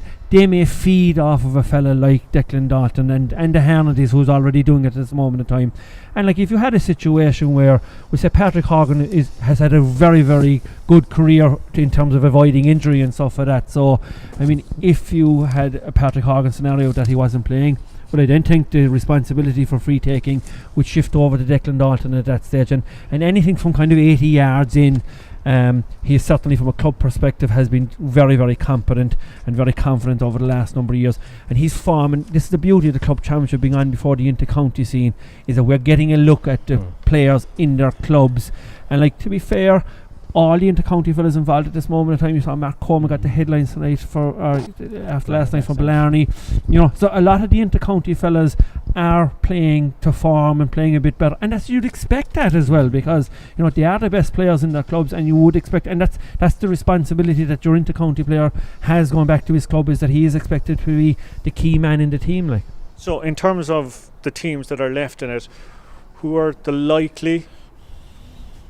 Yeah, sure. I suppose, you know, look, okay, go through the 3 quarterfinals at the moment. Rockies and Douglas. Sorry, well, let's go back to the senior A. So, okay, so like you have Charleville on one side of the draw. They're in the semi-final. They're going to be playing the winners of Kanturk and Bandon. So I'd expect the Kanturk, in my view, will get over Bandon. Kanturk were very unlucky, Colin, that they weren't in the semi-final, because they had a 30-point scoring difference. And that'd be a spicy semi-final, wouldn't it? Charleville got in by a point and 31 points. So you would have I think you'll have a Kanturk Charleville semi-final there, and I hope. Well, I would hope that we'd have crowds back, but I don't think we will. So it depends where the venue is. I think that's an important thing there. Charleville are very, very competent and have one of the best hurlers in Cork in Dara Fitzgibbon. But I think Ronan Kern has this Kanturk team firing in all cylinders. They have 6 or 7 inter-county players between under 21s and seniors. A lot of experience in Lochner McLaughlin. Then you have an excellent goalkeeper in Nash. So that's going to be a tight one. Charleville are favourites, but I'd be giving Kanturk a right good opportunity. And then on the other side, you have Father O'Neill's, who, as Shawnee said, have held their form fierce well. The Bride Rovers and Newcestown game, very, very tight one to call there. Bride Rovers will probably be seen as the fact that they have no hurling, no football next weekend. They'll have a 2-week clear run in that till they get to that quarter final. I think they might slightly be expected to win that game, and then you have an East Cork derby. So you have a North Cork derby in one semi-final, and maybe an East Cork derby on the other side. Okay, very quickly, lads, because the light's gone out here in Páirc Uí Chaoimh. Just want to bring up the last graphic there from Raf up there from the Co-op Superstores Premier IHC quarterfinals. These games, of course, were played last night. So the quarterfinals will be Watergrass Hill v Courcey Rovers, Blarney v Ballincollig, and then the semi-finals will be Castlelyons v Watergrass Hill or Courcey's. That'll be one semi-final, and then in the other semi-final it'll be Carrigaline will be playing either Blarney or Ballincollig. And as I was saying to Mark there earlier, I was at the Watergrass Hill Valleys game last night, and again an incredible match. Watergrass Hill were 6 points to no score up. Valleys came back into it, and in the end it was a point from a substitute, Aidan Ryan, with about 60 minutes gone, that decided it. And again, back to what Mark and all of us are saying here tonight, we're talking about every score counting, closeness of games. It isn't just in the top flight, it's right across the grades. Well, the Courcey's thing is just incredible, isn't it? The fact that they started the campaign, or they started the game last night with 0 points, and they went through on the back of another high score, which I think was the Carrigaline that had a game, was the Carrigaline won so heavily. And again back to the Cork scene, there's loads of Cork players in view in that competition as well. And fellas like Shane O'Regan spring to mind from Watergrass Hill. Didn't play that well, I suppose, against UCC or with Emma Kelly the other night, but he's a quality player. He had a great campaign last year. And the Spillans are shooting the lights out inside in Castlelyons. Cullen was playing in the forward. So that's an intriguing competition as well. For me, Castlelyons have probably been the standout team to date, but looking at 5 goals in the form of David Drake last night for Carrigaline, that's a watering competition to go yet. There's plenty of hurling to be done there yet. Okay. Yeah, but Blarney, I suppose, started as favourites for that championship, and Castlelyons overturned them in one of the games that we covered live, so they've gone favourites. And Carrigaline and Blarney are paired on one side of the draw, so whoever comes out of that side, I think Castlelyons, possibly Watergrass Hill, I think will get through the quarter final and play Castlelyons again. Mouth-watering situation with Watergrass Hill and Castlelyons possibly on one side of the draw, and I think Blarney and Carrigaline in the other semi-final for me. Okay, Kieran, I'm going to give you the final word. What a championship! Yeah, as Mark said earlier, there's great credit due, because it did take a lot to change the structure, and I suppose it's been the proof is in the pudding tonight, and last night as well too. All the games, it came down to the last few minutes, and that's what you're looking for. The championship, it really needed a bit of life brought into it, Mark. Like in the last few years, But people are actually sitting around the table having a cup of tea. They're not having a pint, Cullen, because they can't get to the pubs, right? But they actually are discussing matches now. There's actually chat happening, real conversations happening about the club championship, and that's really what the players want, and what I suppose the neutral observer and the supporter and the man who's willing to take his hard-earned money and come to a match if he was allowed to come to the match. And when you see last year's county final, there was only 5,500 people paid in to see the Glen in a county final. I mean, it's incredible to think 5,500 people. That's because the championship had lost its appeal. I think its appeal is back, and the live streaming, whether it is the pandemic has actually helped it and stuff like that. The amount of people that are getting access to watch matches now on television is incredible. Like people that wouldn't have paid it, we said the older generation that have said to themselves, look, I'm not going to put myself to the pressure of actually watching the match, but would I pay a $5 to watch a live stream? I think they will pay that, and I think that'll be a big thing into the future, where a live stream is going to become a common thing. But in the overall context of things, we have a massive championship, and people are back talking about the Cork championship. Yeah, and I think the board and clubs had a duty of care to step up as well, Cullen, because an awful lot of criticism from a Cork perspective, we were all involved at senior level, at coaching and management level, was that we weren't doing well at underage, or 21s weren't winning all Irons in our minors, and in some ways that took a little bit of pressure off the club scene. And maybe that's where a lot of the root of the problem was. Maybe we were known as the Little All Ireland, known here for years, and that the whole appeal seemed to have gone, and it was all about the Galway Championship in Portumna, it was all about Turlesars and Tip. So there was a duty of care to maybe start stepping up, and without doubt this year it has stepped up, and we've had some fantastic games to date. Okay, well said. And the weekend isn't over, because there's intermediate A and lower intermediate grades to be played tomorrow. Well, that is where we're going to have to leave it tonight. My thanks to Mark, to Shawnee and to Kieran for their company. Raf and Will were on technical duties here. Michelle was back at base. The lights may be gone out. It might be dark here in Páirc Uí Chaoimh this evening and in Cork City, but I can tell you one thing for nothing.